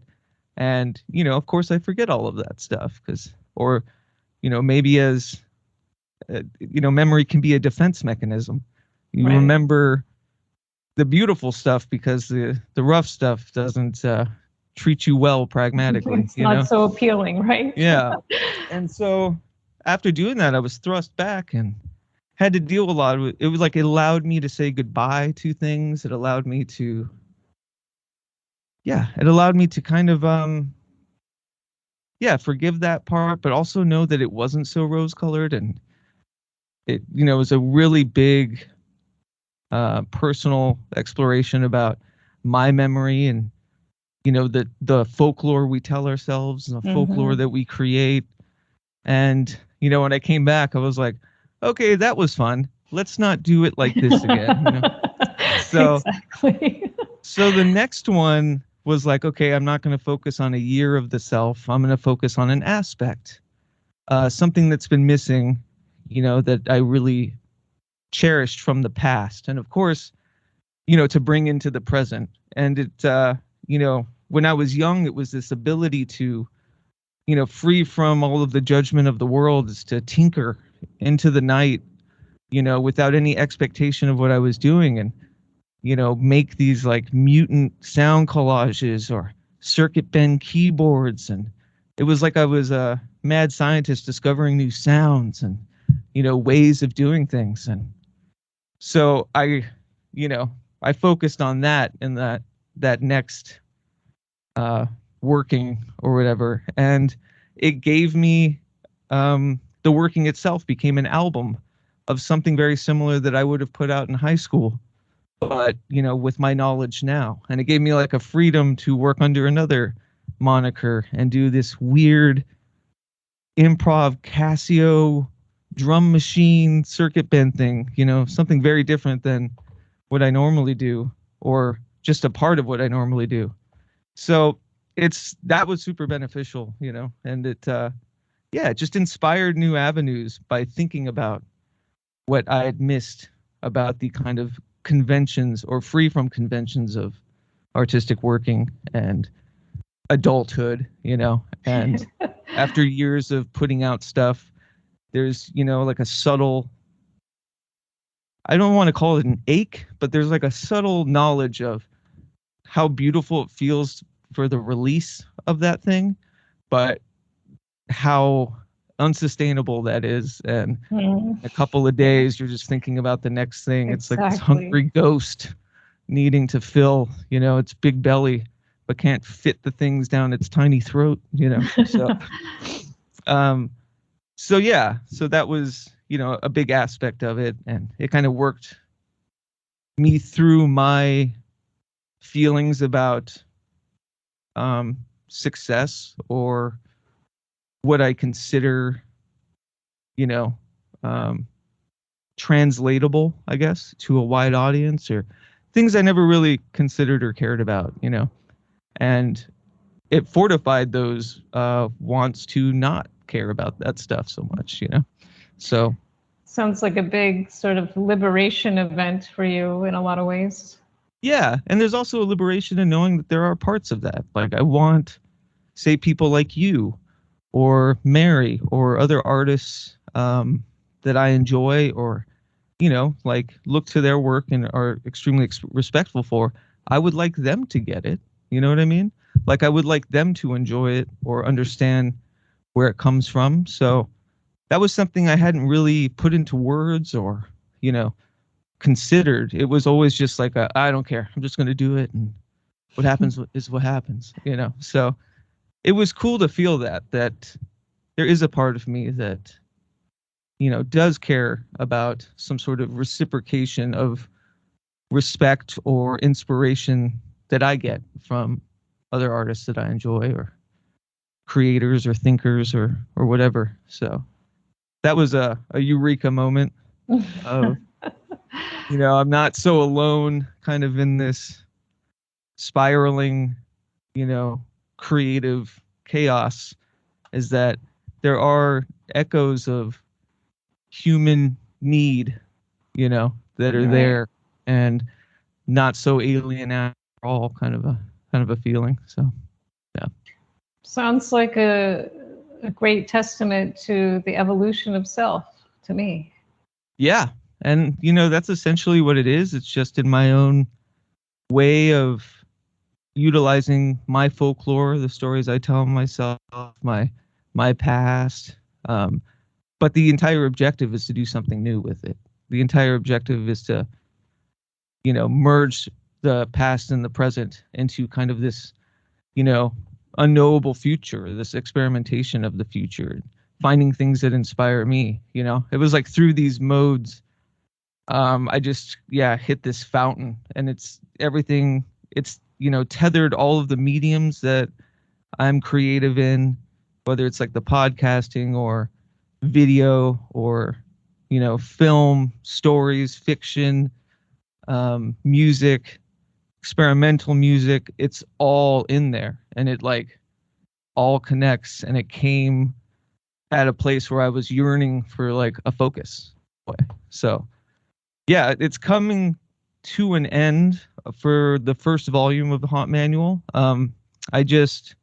Tomorrow I'm going to publicly, through the podcast, release the third working that kind of ties the last two together, but also focuses more towards the future and has fun with a gematria, and also you know, utilizing a spirit box to kind of, Oh, wow. the hypothesis is like I'm talking to a future self, you know. Oh, I love it. Yeah. Great. Yeah.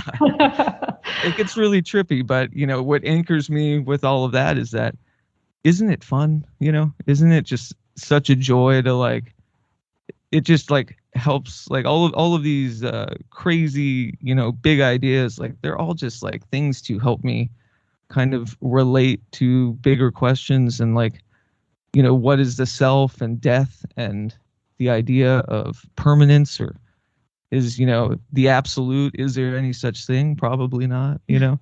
So yeah, they're all just you know, they're pragmatic in the sense that they are creative workings that I can share to people, make as albums, you know, which I had for the last two.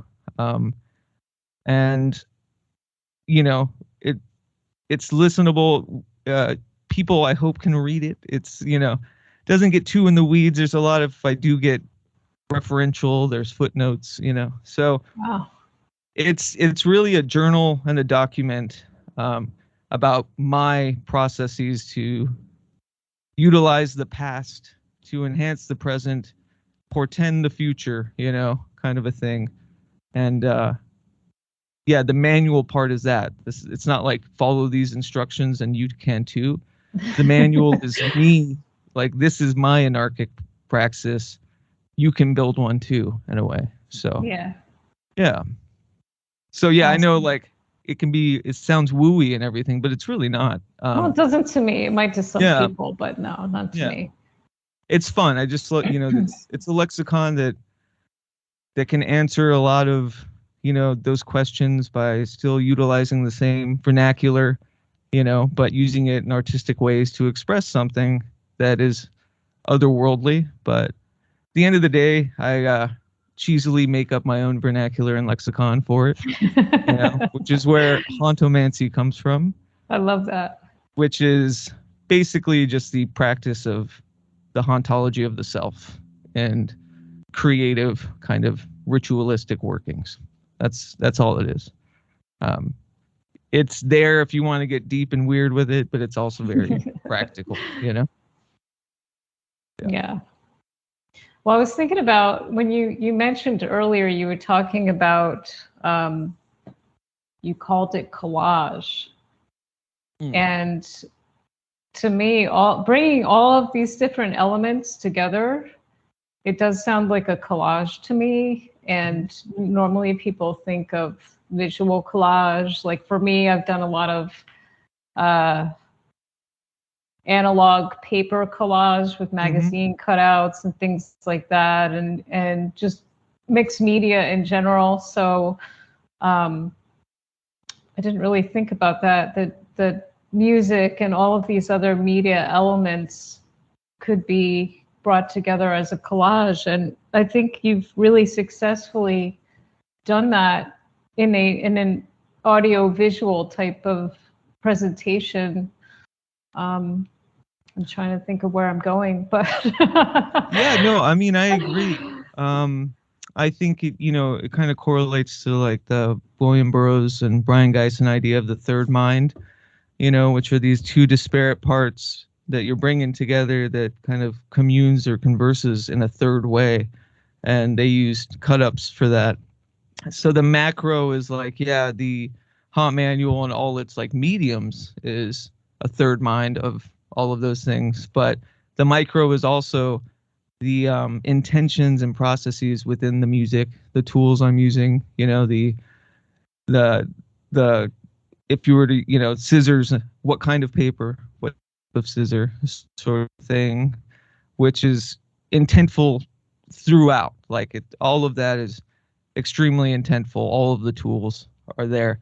But in the bigger picture, you're right. It is a very much like a mosaic of self, So yeah, I agree. Yeah. So, what are some of the real standout moments to you as far as, this is where I want to get a little woo, Okay. just a little woo, with any kind of unusual audio happenings, things like that. Ooh, I'm glad you asked. Yeah. I love that stuff. So when I was a kid, I had a term for them because I would make these cassette collages off the radio and also record stuff on top of it, these kind of mutant things. And I used to go to sleep at night listening to them, like kind of meditating to my work in a way, like utilizing it as some sort of like dream canon or something. And I used to call them aminals because there were these unintentional like voices or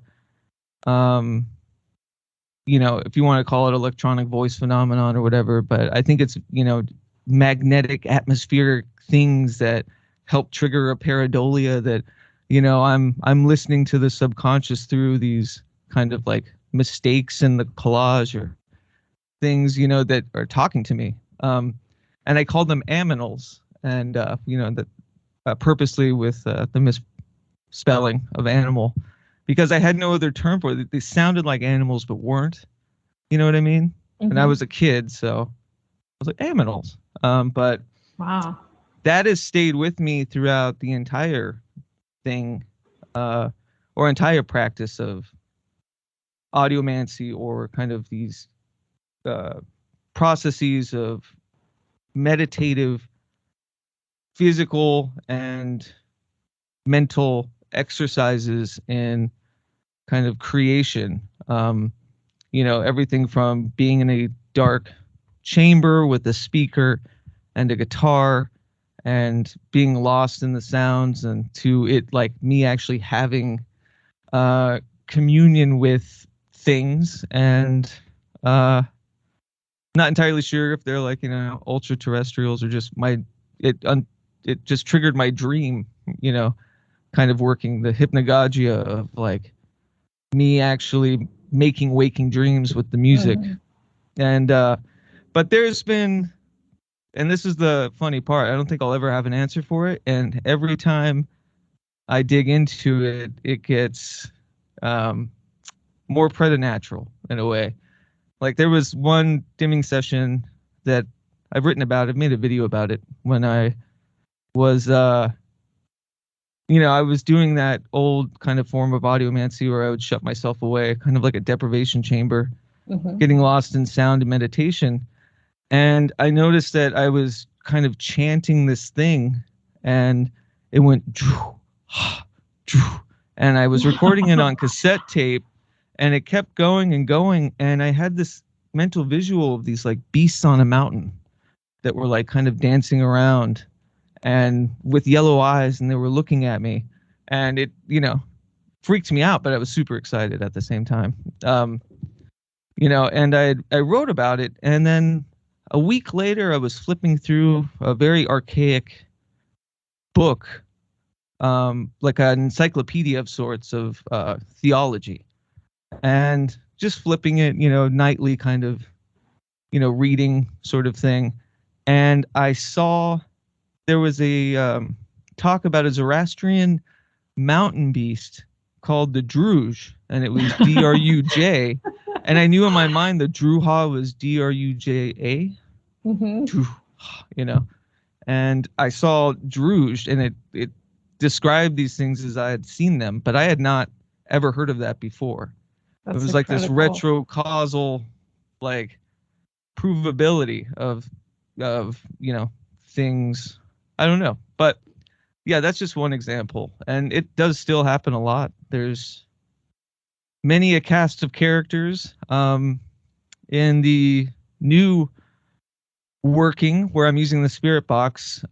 There's a group called Listening Post Alpha that I've been doing work with, and they do magical workings with, communing with the spirit box, and then they use the ALW cipher to decode the spirit box's transmissions.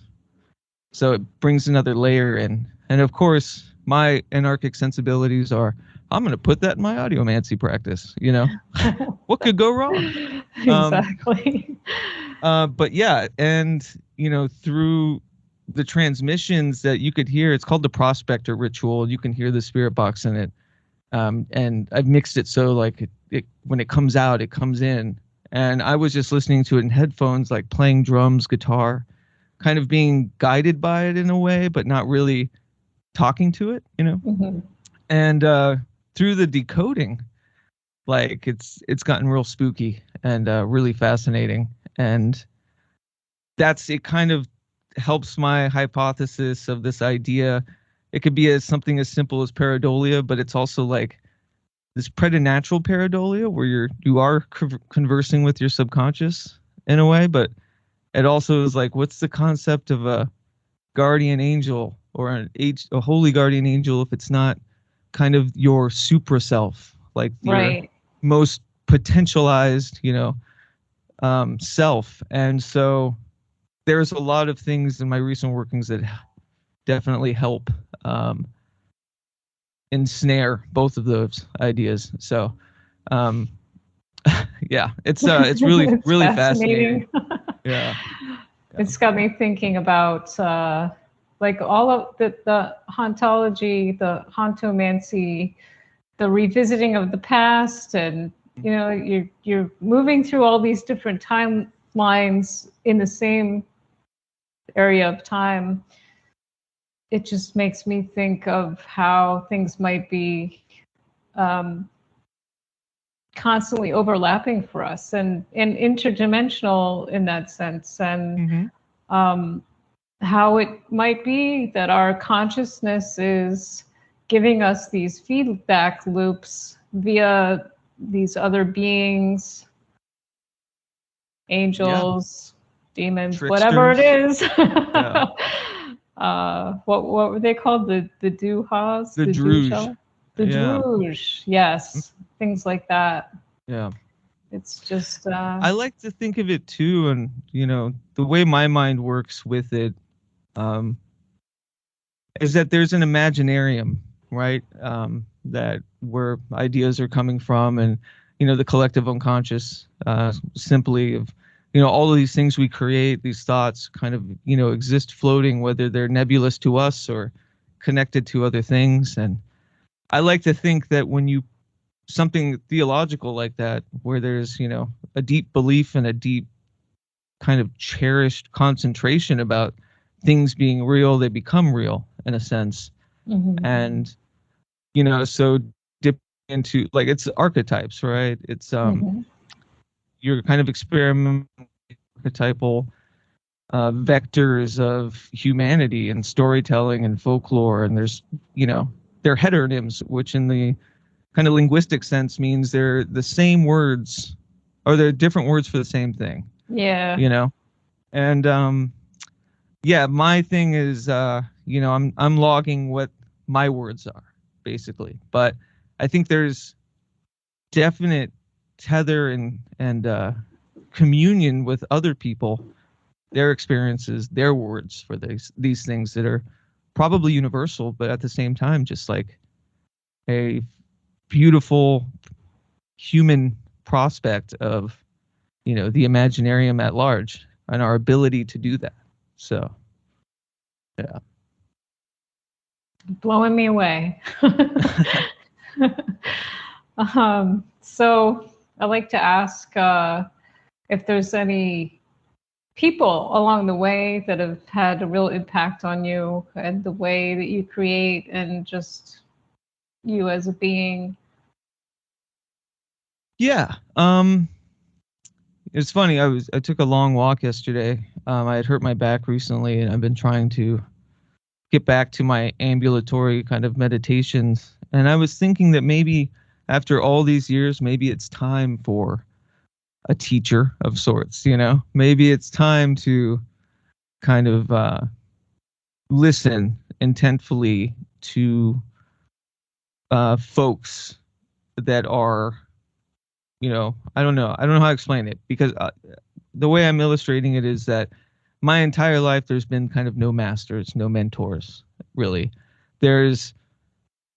I've been inspired and definitely subconsciously, like, you know, spiked by works of art and creation, and I've worked with a lot of people that I respect and talk to, that I guess I could consider, you know, definite influences on me.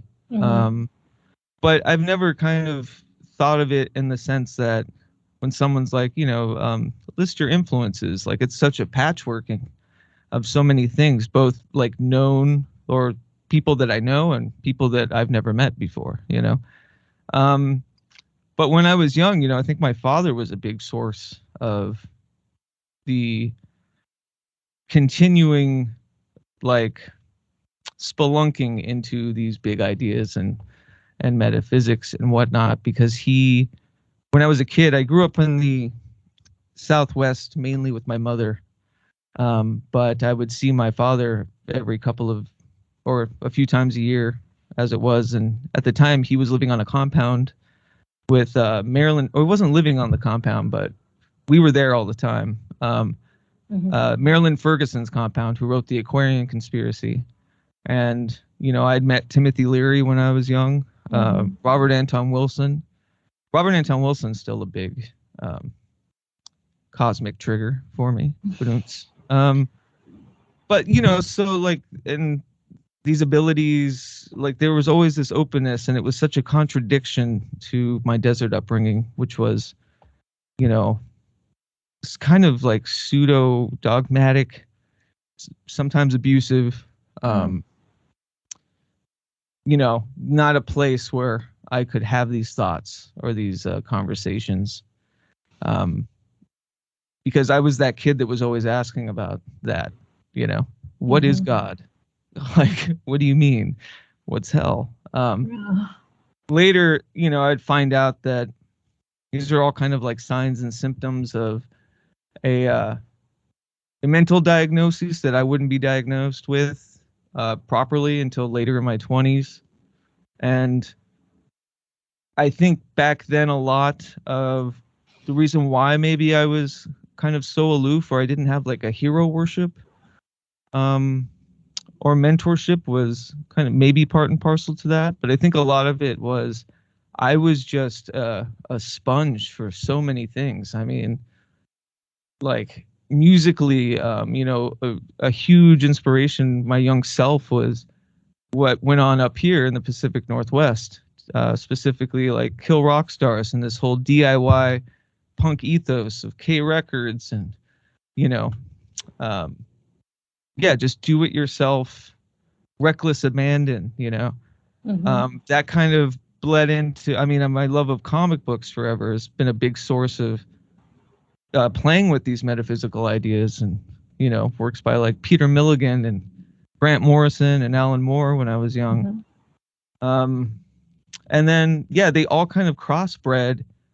And I think it was when I got the Book of Lies, which was a Disinfo book, which was a company that Richard Metzger started. It was like a media company that really cherished outsiderdom and would talk about all these things while like promoting these, you know, fantastic, crazy ideas. I think the biggest, probably the most famous thing Disinfo ever did was that Grant Morrison lecture he did. It's all over the internet. That was at a Disinfo con where, you know, he comes out and he's like blasted to the moon and yells, "Magic is real," you know. And of course, like that had the punk rock ethos, and it had the deep kind of religiosity, or like the anti-religiosity, but also like the ponderance of these big things. And then, you know, psychic TV came in to the way, and Genesis Peorage, but also like Tom Waits and Nick Cave, and and I just saw like the tethers through all of these things, were pretty glaring to me. So yeah, there's a huge, books and literature. I mean, the Beat Generation when I was a kid was like the holy grail of writing. Like, you can write like this? These sentences are so long, like, what is he talking about? Run-ons for days. Because that was my mind too. Yeah. I remember my earliest writings were very like stream of consciousness, lax with like punctuation. Hubert Selby Jr. was a big one. His book, Waiting Period, on his keyboard, he was missing the apostrophe. So there's a / every time there should be an apostrophe. And it makes you subconsciously think that it's meaning singular or plural. You know what I mean? Like, meaning both. And like, that broke open my mind of, how he was insistent of keeping that.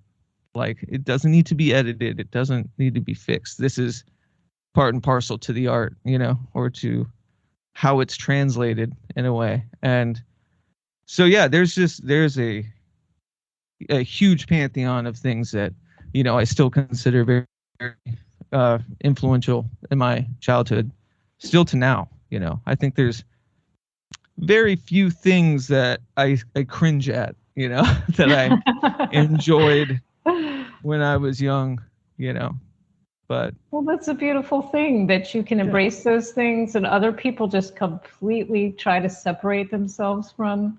Yeah. They try to just divorce themselves from anything that they find that is like, embarrassing or whatever. Mm-hmm. But really, it's just all part of the big picture of what we become. I mean, literally everyone I just mentioned works in like all the mediums. Everyone I just mentioned is a writer, a musician, an actor, in like Tom Waits' case, or Nick Cave's case. Crispin Glover, who's a big inspiration for me. Yeah. I love him so much. Yeah, he was huge in my youth, and I still rather enjoy him. But he's one of those people where I remember when I was a kid in like the early 2000s, I'm finding CrispinHellianGlover.com, and it's like, he made an album and he's written these books. One of the books is a cut up, another is like a narrative, and these are all people that are like tapping into this rich registry of different ways to commune with the same ideas. And like, the people I look to are the ones that do it all. They're not kind of just directioned in, some sort of fashion or trying to even perfect one sort of like language. They're going through whatever motivates them to, express something within them. So yeah, that's the one thing I think everyone that inspires me shares, is that they are multifaceted. And yeah. I love that. I really appreciate that too, because I feel like you're one of them. Yeah, exactly. In this world where, they try to force us to do one thing and be one thing, keep one label. So yeah, I have a big appreciation for that. And it makes me think about the different names that you go by for your projects. And yeah. So there's a freedom in that. I want them to kind of stand on their own kind of prism, right? Like, I could put everything under Keats Ross, but there's so much baggage that comes with that. And there's so much, there's so much weight with just that name, and how it's charged and it's familial and all of these things. And it's like, there's just a freedom in, the heteronyms or the, different personae or whatever. I know that folks have a hard time keeping track of all of them. And I used to struggle with that. Like, oh, it's got another project, but like the new project isn't dissimilar. Like the new Rebel Raws thing that I'm working on isn't dissimilar from Dakota Slim in that it's me doing everything. It's just a different viewpoint, because these characters themselves become real and then have limitations. Like Dakota Slim wouldn't do this sort of thing.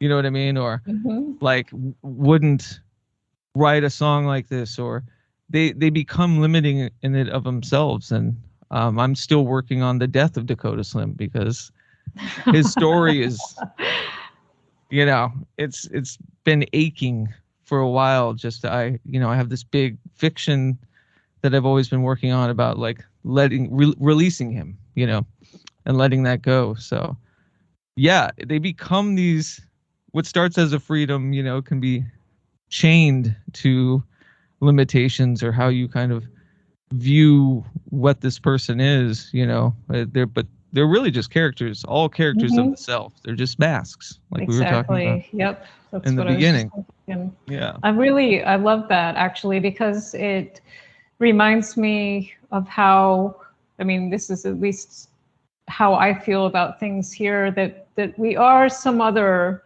greater spirit, soul, other larger being out there somewhere. Maybe we're in here, I don't really know, but it does seem like we choose these different vessels to experience things through. And so it just makes a lot of sense to me that you kind of divvy it up that way, to use these different characters to express different facets and aspects of the greater self. Yeah. You know, Mitch Horowitz, when I started PRAGMAGICK, I had him on early on, and that was when, I think you have a similar story, when people started to be out front about their, like, their woo-woo or whatever. You know, I think the term was coming out of the broom closet, right? Yeah. But I had been under Rebel Raws about all this stuff beforehand, and I, you know, I've had many people tell me professionally or you know, as an advisor of some sorts, unwanted many of the time, but, you know, don't put your name on this stuff. Like, it'll limit your possibilities.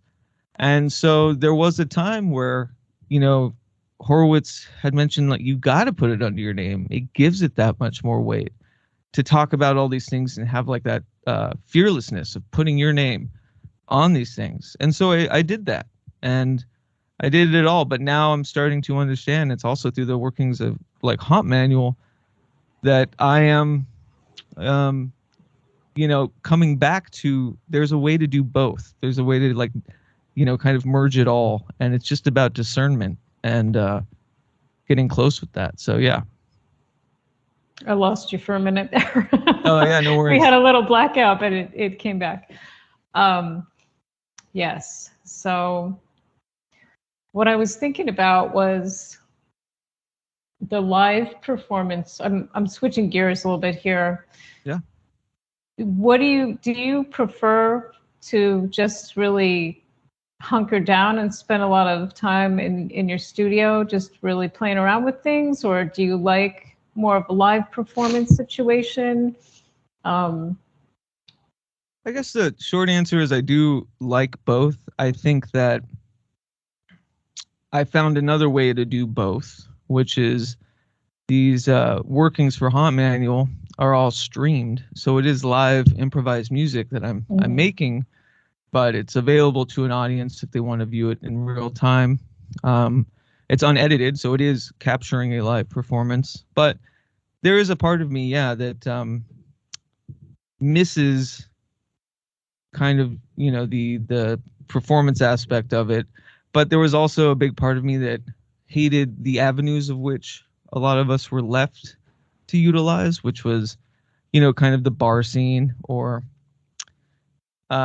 you know, the lugging of equipment and playing to uninterested people. And especially as a solo person that, you know, does a lot of things, it's just, yeah, it started to become a reward versus, you know, function thing. But I'm getting back to it now, because doing these improvised workings live and streamed, where, you know, I'm also manipulating the video aspect of it. So It's another way to do everything in a sense, or work with everything. But now I'm getting into the inspiration of how to do that live, and figuring out the ways of doing that. And what's funny is through the Haunt Manual, like I was telling you, that first working, I was thrust back in Portland, and all those 2017 things like came full throttle. It allowed me to escape that loop and go into kind of a career that went back to live and events and event technology.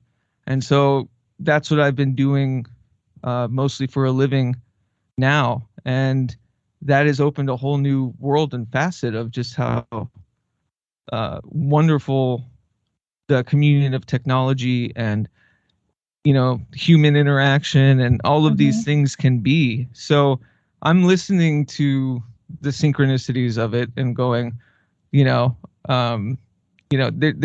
going to be a time when I've set it up in a way that I can do what I was doing on those streams live and have it be kind of a visceral experience and not just a kind of ho-hum boring band or,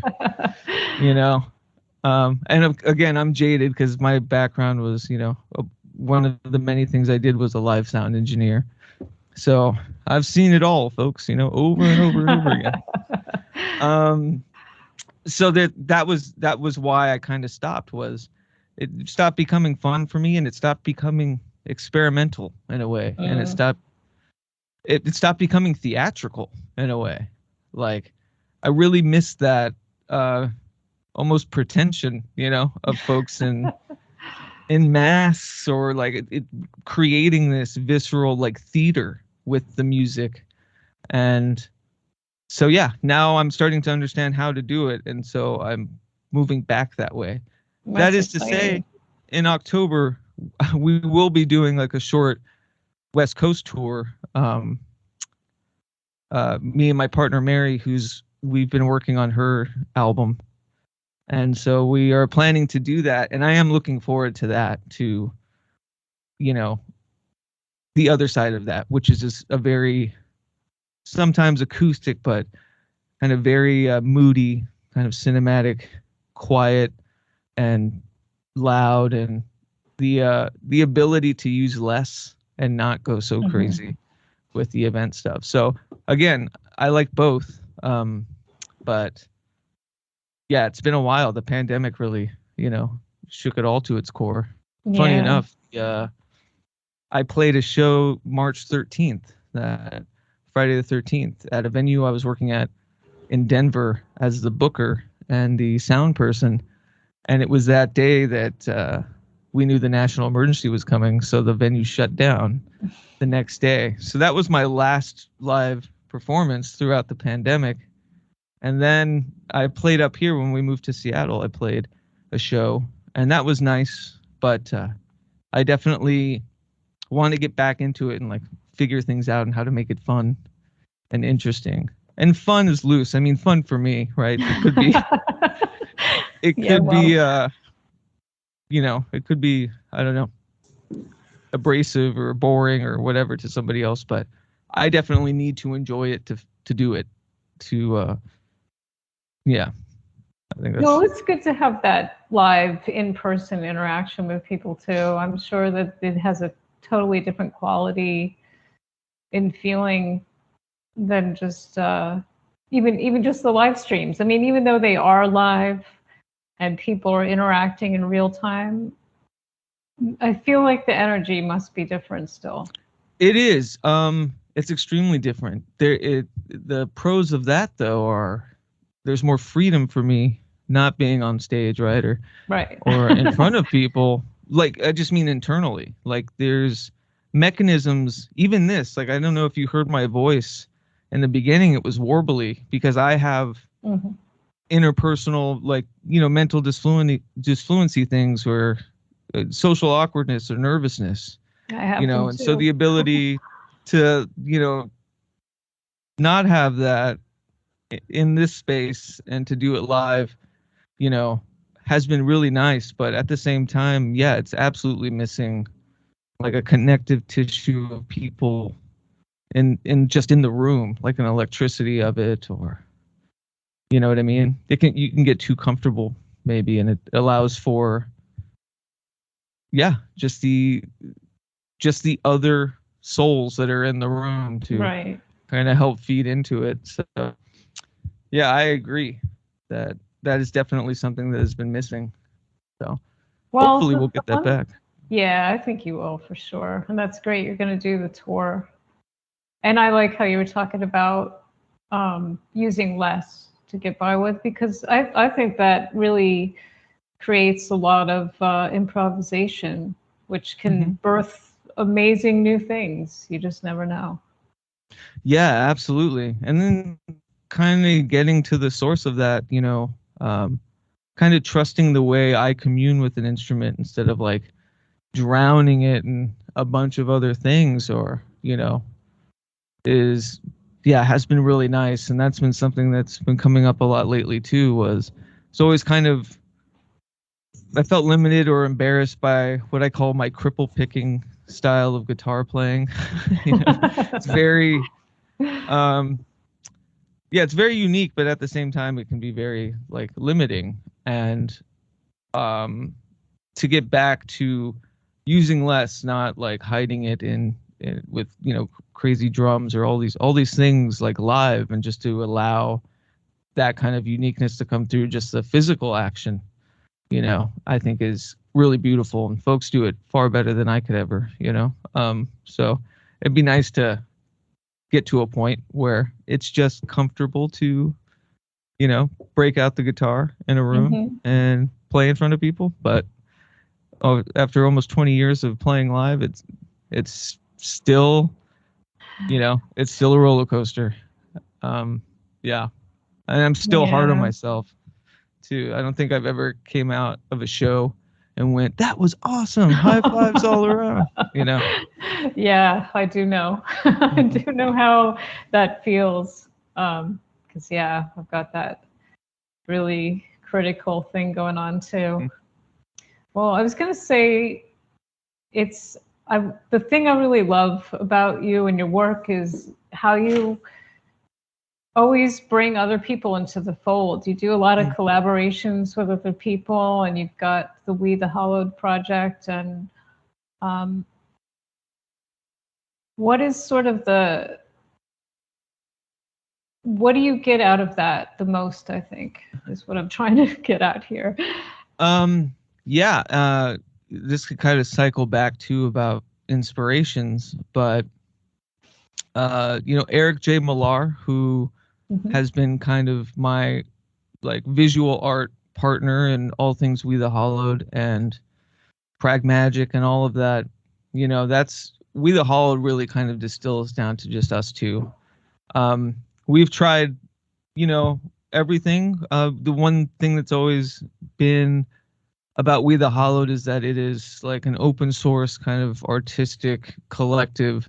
You know, you come in, you can leave whenever. There's no, you know, initiatory rite or some kind of thing. It's like if you're in a place where you think that we could be of service to utilize the tools that we have, which is the blog or the publishing or the, you know, the digital distribution of music or whatever it is, and you enjoy communing with us in that way, then, you know, we're here for it. We want that. But there's never been like a recruitment or you know, kind of people have come and gone like throughout since the beginning. And it started with a monthly salon, like a live variety show that I did in Portland, where I would do interviews live, and then there would be music, live drawing, all of that. So it comes from a very physical space and a very like community driven thing. And then just through all of my,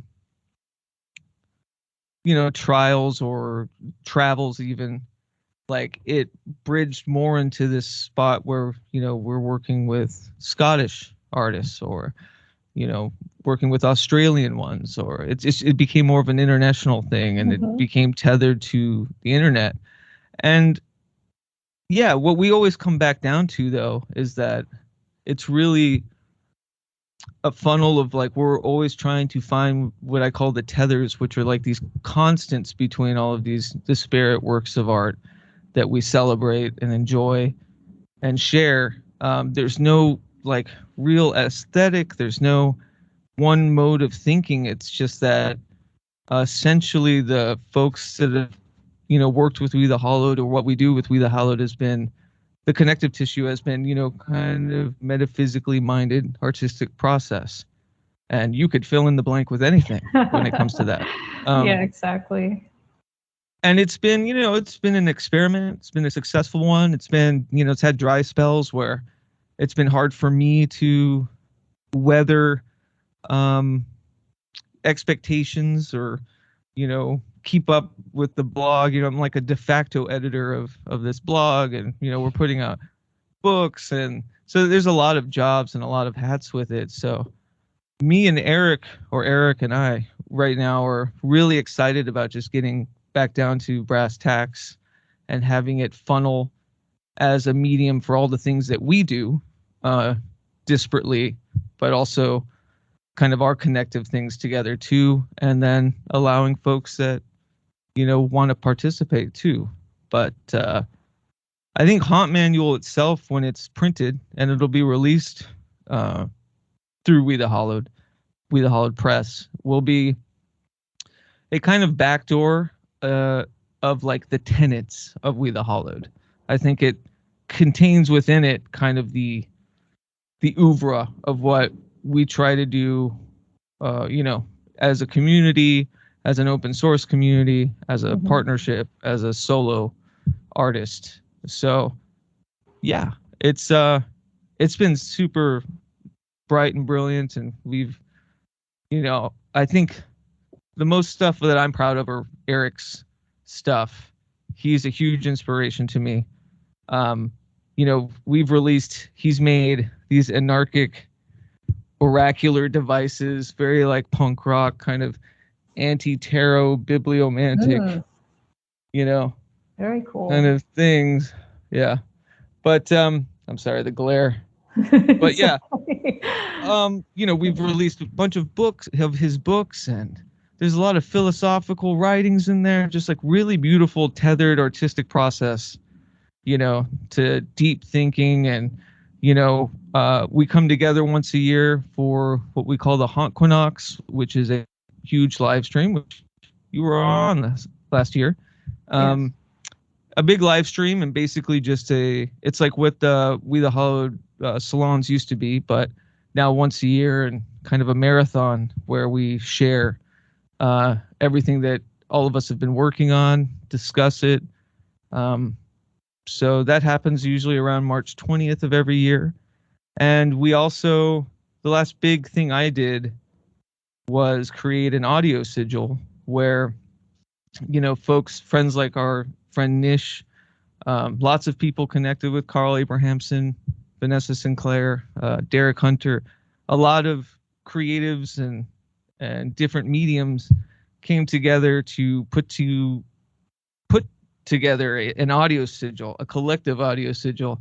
And what I did was I tethered it all and mastered and mixed it into this like eternal return, beautiful, intentional collective thing. And I made a video for it all.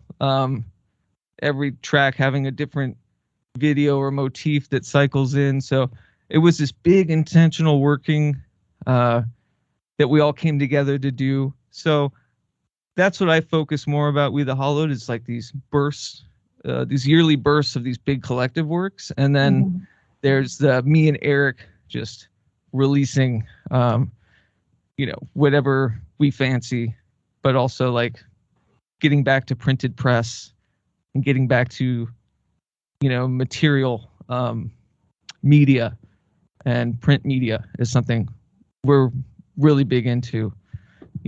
We've done a zine that was print media, a big one. Now it's on Amazon. Doesn't hit as hard, right? Everyone can get Eric's stuff. Eric J. Millar, all of the We the Hollowed books are on Amazon, so they're affordable anyone can get them. But we also do like, short runs of really rare hardbacks and beautiful artist editions. And so, yeah, it's become this vehicle for communion with other artists. But at the same time, it's been, this, this like way to share in tethers, but also, celebrate the individualistic and disparate parts of, all of us. So yeah, that's been a great aspect of my life, because it's given me a vehicle to really connect with other artists and musicians from all over the world and writers and all sorts of stuff. So yeah, well, it's I also can see. Oh, sorry. I was just going to say it also hosts the PRAGMAGICK podcast. So that's part of it. Yeah, podcast was birthed from those live salons of me interviewing people. And now it's like, it's hosted under We the Hollowed, but it's called PRAGMAGICK, but it's all connected, So Well, I can see where you I think it's funny because before you mentioned how you weren't really thinking about other people in your process. And yet you have this dichotomy of well, in my personal praxis, but yeah, I guess the overall like process of what I do artistically does correlate to other people or being of service almost to other people's art. But when it comes to my own, stuff, Eric is the one that I go to for visual things and visual art, or sometimes I'll just do it all. But yeah, it's never somebody, or it's rarely somebody comes into the actual like artwork that I'm doing and, is part of the process. But you're right. Like, it is still connected. Like the macro of the entire thing is connected with other. The big collective. Yeah. And probably whatever kind of conscious or subconscious influences and energies that flow into that. Yeah. I think it just became, what's the Groucho Marx? Like, wouldn't trust anyone that would have me, or any club that would have me for a member. That was kind of the basis for it, was that we were all, or I was, such an outsider artist, or I felt outside, that it helped, me build a community of other kind of outsider artists and things to, work together with, but also really just share everybody's disparate kind of individualistic arts. But it very much is of that. That was the kernel that started it, was that, well, if no one's going to have me, I'll make my own, It's the Island of the Misfits concept. Yeah, yeah, for sure. I love that so much. Yeah. It's a beautiful thing. Yeah, it's been interesting. I'm forever trying to find how to tend to everything. So, everything comes in like these big, bright spurts and punches and kicks, and then I'll be tinkering away at something and there'll be a little bit of a dry spell publicly, but everything's being kind of tended to, or trying to figure out how to orchestrate almost like a composer, like all of these different facets. So yeah. Do you feel like you put a lot of pressure on yourself to get these things done? I do. Yeah. I've been better about it recently. The podcast is the one that has taken kind of the most hit, because my focus has just been so strongly with Haunt Manual and these other workings. And, I had made the podcast become something more than just a interview thing. It became kind of an audio, it was always supposed to be like an audio grimoire of my stuff and stuff that I'm interested in, but it became this like audio chasm of experimentation and experimental. And then every episode took a lot of editing, and it's very, there's a lot of sinews in it. And so the process of itself became so big that I've had to be nice to myself about when I'm able to release another episode, or when I'm able to, publicly put that out. And it's just one of those things I always try to say that, I haven't gone anywhere. If you just listen to the podcast, unfortunately through this big project that I'm doing, you're going to hear from me less. But if you go here, you'll hear from me more. So I'm always hard of myself. There was definitely like a feeling of self-sabotage, I think, with the podcast, because I got so bored with the format, and especially with it was always not supposed to be just a magic thing. There was the pragmatic part of it too, right? The pragmagic. So I interviewed,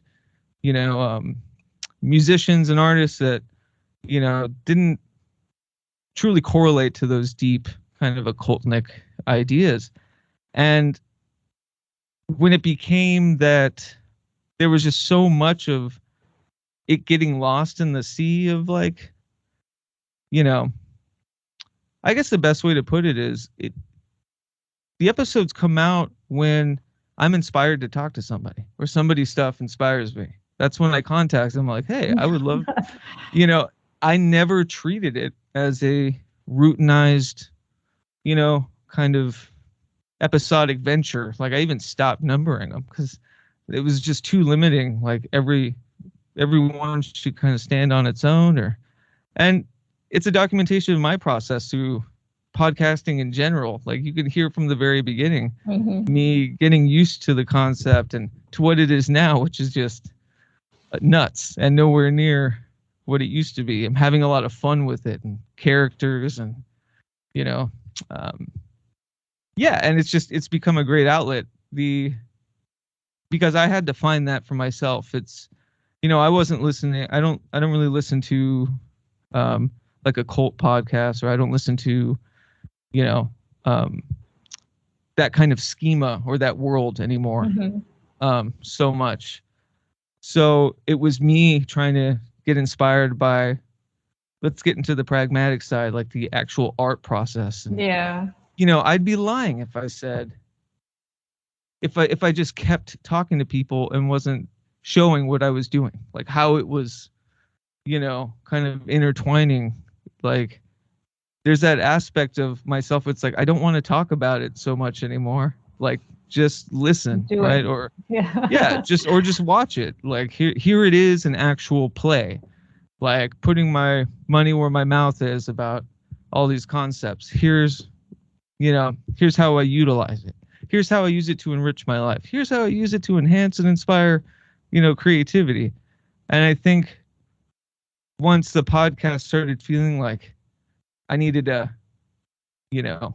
get big names or talk to people I didn't necessarily want to talk to, or use it as like a promotional tool for certain things, it lost my way. And so now I'm back on it as just like this rebirth of like a very spirited venture, with it. But, there was a self-sabotaging, like, it was, it gets great listenership and there's a good community with it. But I think there was a part of me that was like, wanted to set it on fire, because I'm just not, that's something I'm trying to learn to be better with, is, is kind of success, I guess, in general, or, people's expectations of me. Or your perceived. Or my perceived, expectations from other people, mostly, Yeah, definitely mostly perceived. I have the same issue. Yeah. And, all of the mediums should come from like a genuine need to do it, and you can tell that with people's, whether podcasts or music, or you can tell it's just coming out of them. They need to, it's coming from you. Like, JJ, you needed to really start to document and catalog, like, the crazy people that like the brilliant, other than me, but I mean, just like your long and storied, like, beautiful tethers to all the art world and all of these things and bringing them all together, you know? And you can tell when people need to do it, and you can tell when people are doing it for some other reason. And yeah, I just never wanted that other reason. So I started to bail on it a little bit, but then I found it again, you know? I'm with you there. Even for this, I don't like to call this a podcast. I don't feel like it is. I just feel like it's two creative people just shooting the shit. Yeah, no, and I agree with that. And I think podcast has become limiting as a term. Yeah. You know, because yeah, absolutely. Like what I've been doing with PRAGMAGICK, I would call it like an audio stream or something. You know what I mean? Mm-hmm. But it's produced, so stream has baggage. Because like some episodes, you'll just get like an entire audiomancy working, and I won't say anything. It'll just be this barrage of like sonic chaos, you know? Like the next episode will be something completely different, or it's just, it goes back to show like I reserve the right to do this however the fuck I want. Right. You know what I mean? So yeah, yeah, that's the beauty of not putting yourself in a box with all these different words and labels that we feel the need to put on ourselves. and all I think that that's viable. Pressure. Mm-hmm. I think that's viable. I get into a lot of semantic arguments about, but it is a podcast, or what you're doing is chaos magic. And it's like, okay, maybe to you, if that helps you like tether or resolve like what you're listening to or what I'm doing, right? But I am not going to call it something I don't think it is. And, you know, I think there needs to be more lax kind of understanding from listenership or viewership about maybe even what the medium is and what our conventions of thinking what a podcast is, or what, you know, a live stream is, or, you know, there's all these ways to break those conventions, and it sucks when it gets roped into, you know, those kind of chasms of labeling, which seems so popular right now. Exactly. Yeah, and I notice, well, even for myself, I felt like trying to, I wanted to have some kind of template. I wanted this to be about art. And then I had to ask myself, well, what are the confines of art? Like, what are, you know, there's just so many different kinds of art. So how do I just put a boundary up? Where is the end to the beginning of the subject matter and the topics and all that? So it's getting me to think too, even as a artist and creative people. And I feel like I have an open mind. It's opening my mind even further just to have different people contacting me that aren't necessarily the stereotypical artist, whether that be a visual artist, a musician, a writer. That's why I ended up putting creative, because I feel like the lines bleed and it's not great to put a label on everything. Yeah, and I think it's not great to limit, you know, the craft really to just the mediums of which are like long storied, like music or writing. You know, I think how a person lives their life is an art form, and I think is a magic in it of itself, you know, as an archaic sort of kind of experience, you know, with the other. Is, you know, it can be as big as that, it can be as small as, you know, how somebody organizes their day. Like I used to call it a divergent magic. It's kind of a neurodivergent like idea to be pragmatic about stuff, is, you know, to kind of think of the ritual of a day and, you know, tending to it, and there's, you know, offerings of health with, you know, vitamins, or, you know, exercise. There's, you know, offerings to, it's really just kind of treating yourself like a temple in a way. And I think people are so creative in those aspects that they slip through the cracks because, you know, they don't have a website, or, you know, they don't have a, you know, showing at a gallery or playing a live show or something. I think there's too many limiting factors about what is, you know, art and what we consider successful art, and what we consider, you know, someone as a true artist, which, you know, I have my own definition about that. Everybody should, but at the same time, everybody should know that that doesn't mean someone's not an artist, or, you know, how they conceive of art. Or yeah, it's that's kind of the most beautiful, simplistic, like, outline for, you know, this venture ever, is just, you know, how do I conceive of art?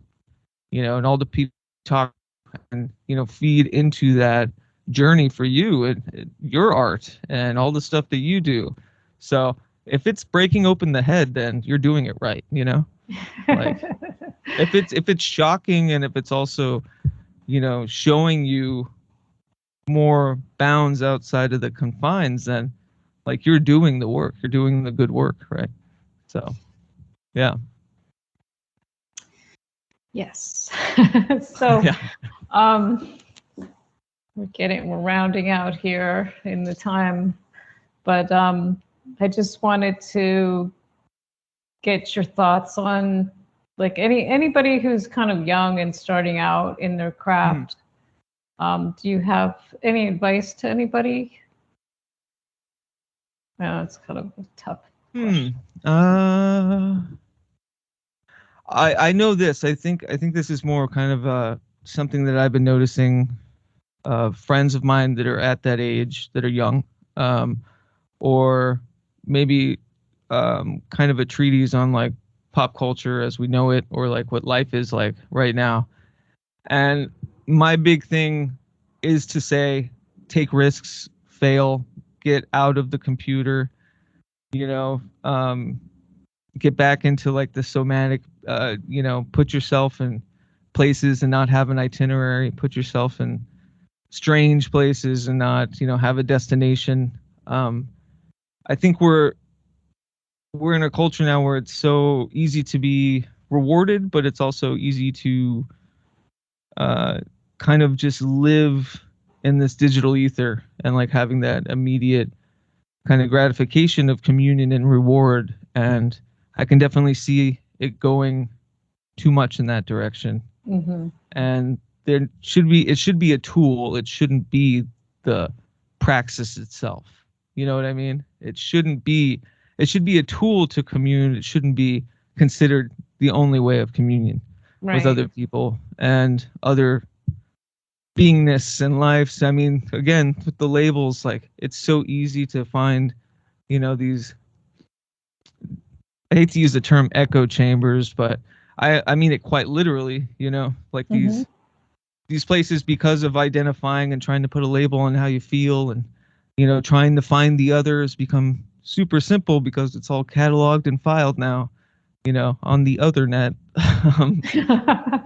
But, like, I would say, yeah, it's keeping you, you know, from truly, like, finding a disparate path, or an archaic and original kind of way, if you're shielding yourself from people you wouldn't normally, you know, be around. You know, gone are the days where, you know, you'd go to the neighborhood bar because it was there, and you'd talk to people that, you know, weren't in a subculture, because you were just communing with the mailman, or the, you know, like, just the people living their lives. And, you know, I think that would be my big thing. And, you know, I do mean, almost like, I'm thinking of a few people I know, and you're never going to be ready. Like, if you don't want to make mistakes, and you're waiting to the day where you can corner it all up and then leap, it's already passed you by. Like, it's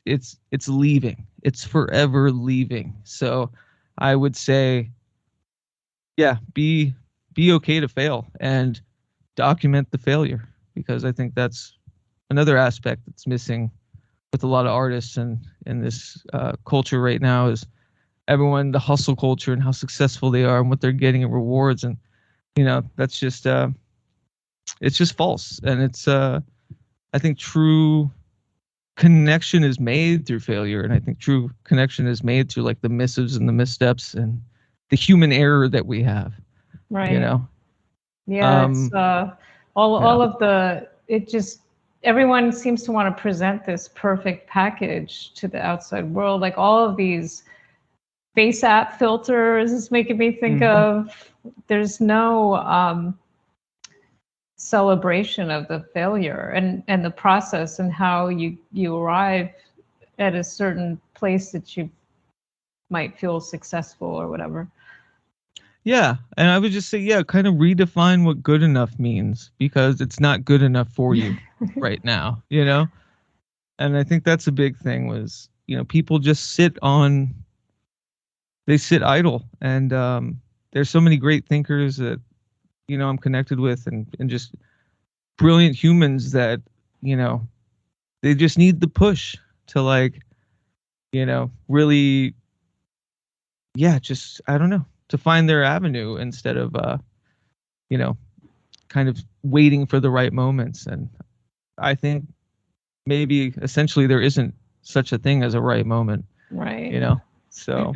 I've seen so many people wait for that right moment and they, excuse me, excuse me, oh my gosh, they never get there and it does pass them by. It's always leaving, it is, and you're right about that.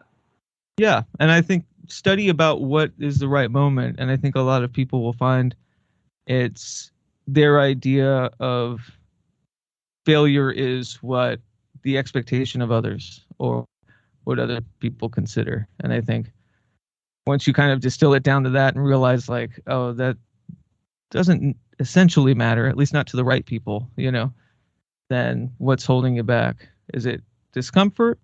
Well, aging is discomfort, you know. We are decaying meat suits, you know, you better get it in, you know. So yeah, I'd say a big thing for me was yeah, and like whatever failure you go through, like, you know, there's retribution, there is redemption, and but you got to get to the other side first. And I think that was a big thing was, you know, you can't just idle within, you know, any kind of construct of stagnant or static or safe, you know. No such thing. Everything's forever moving.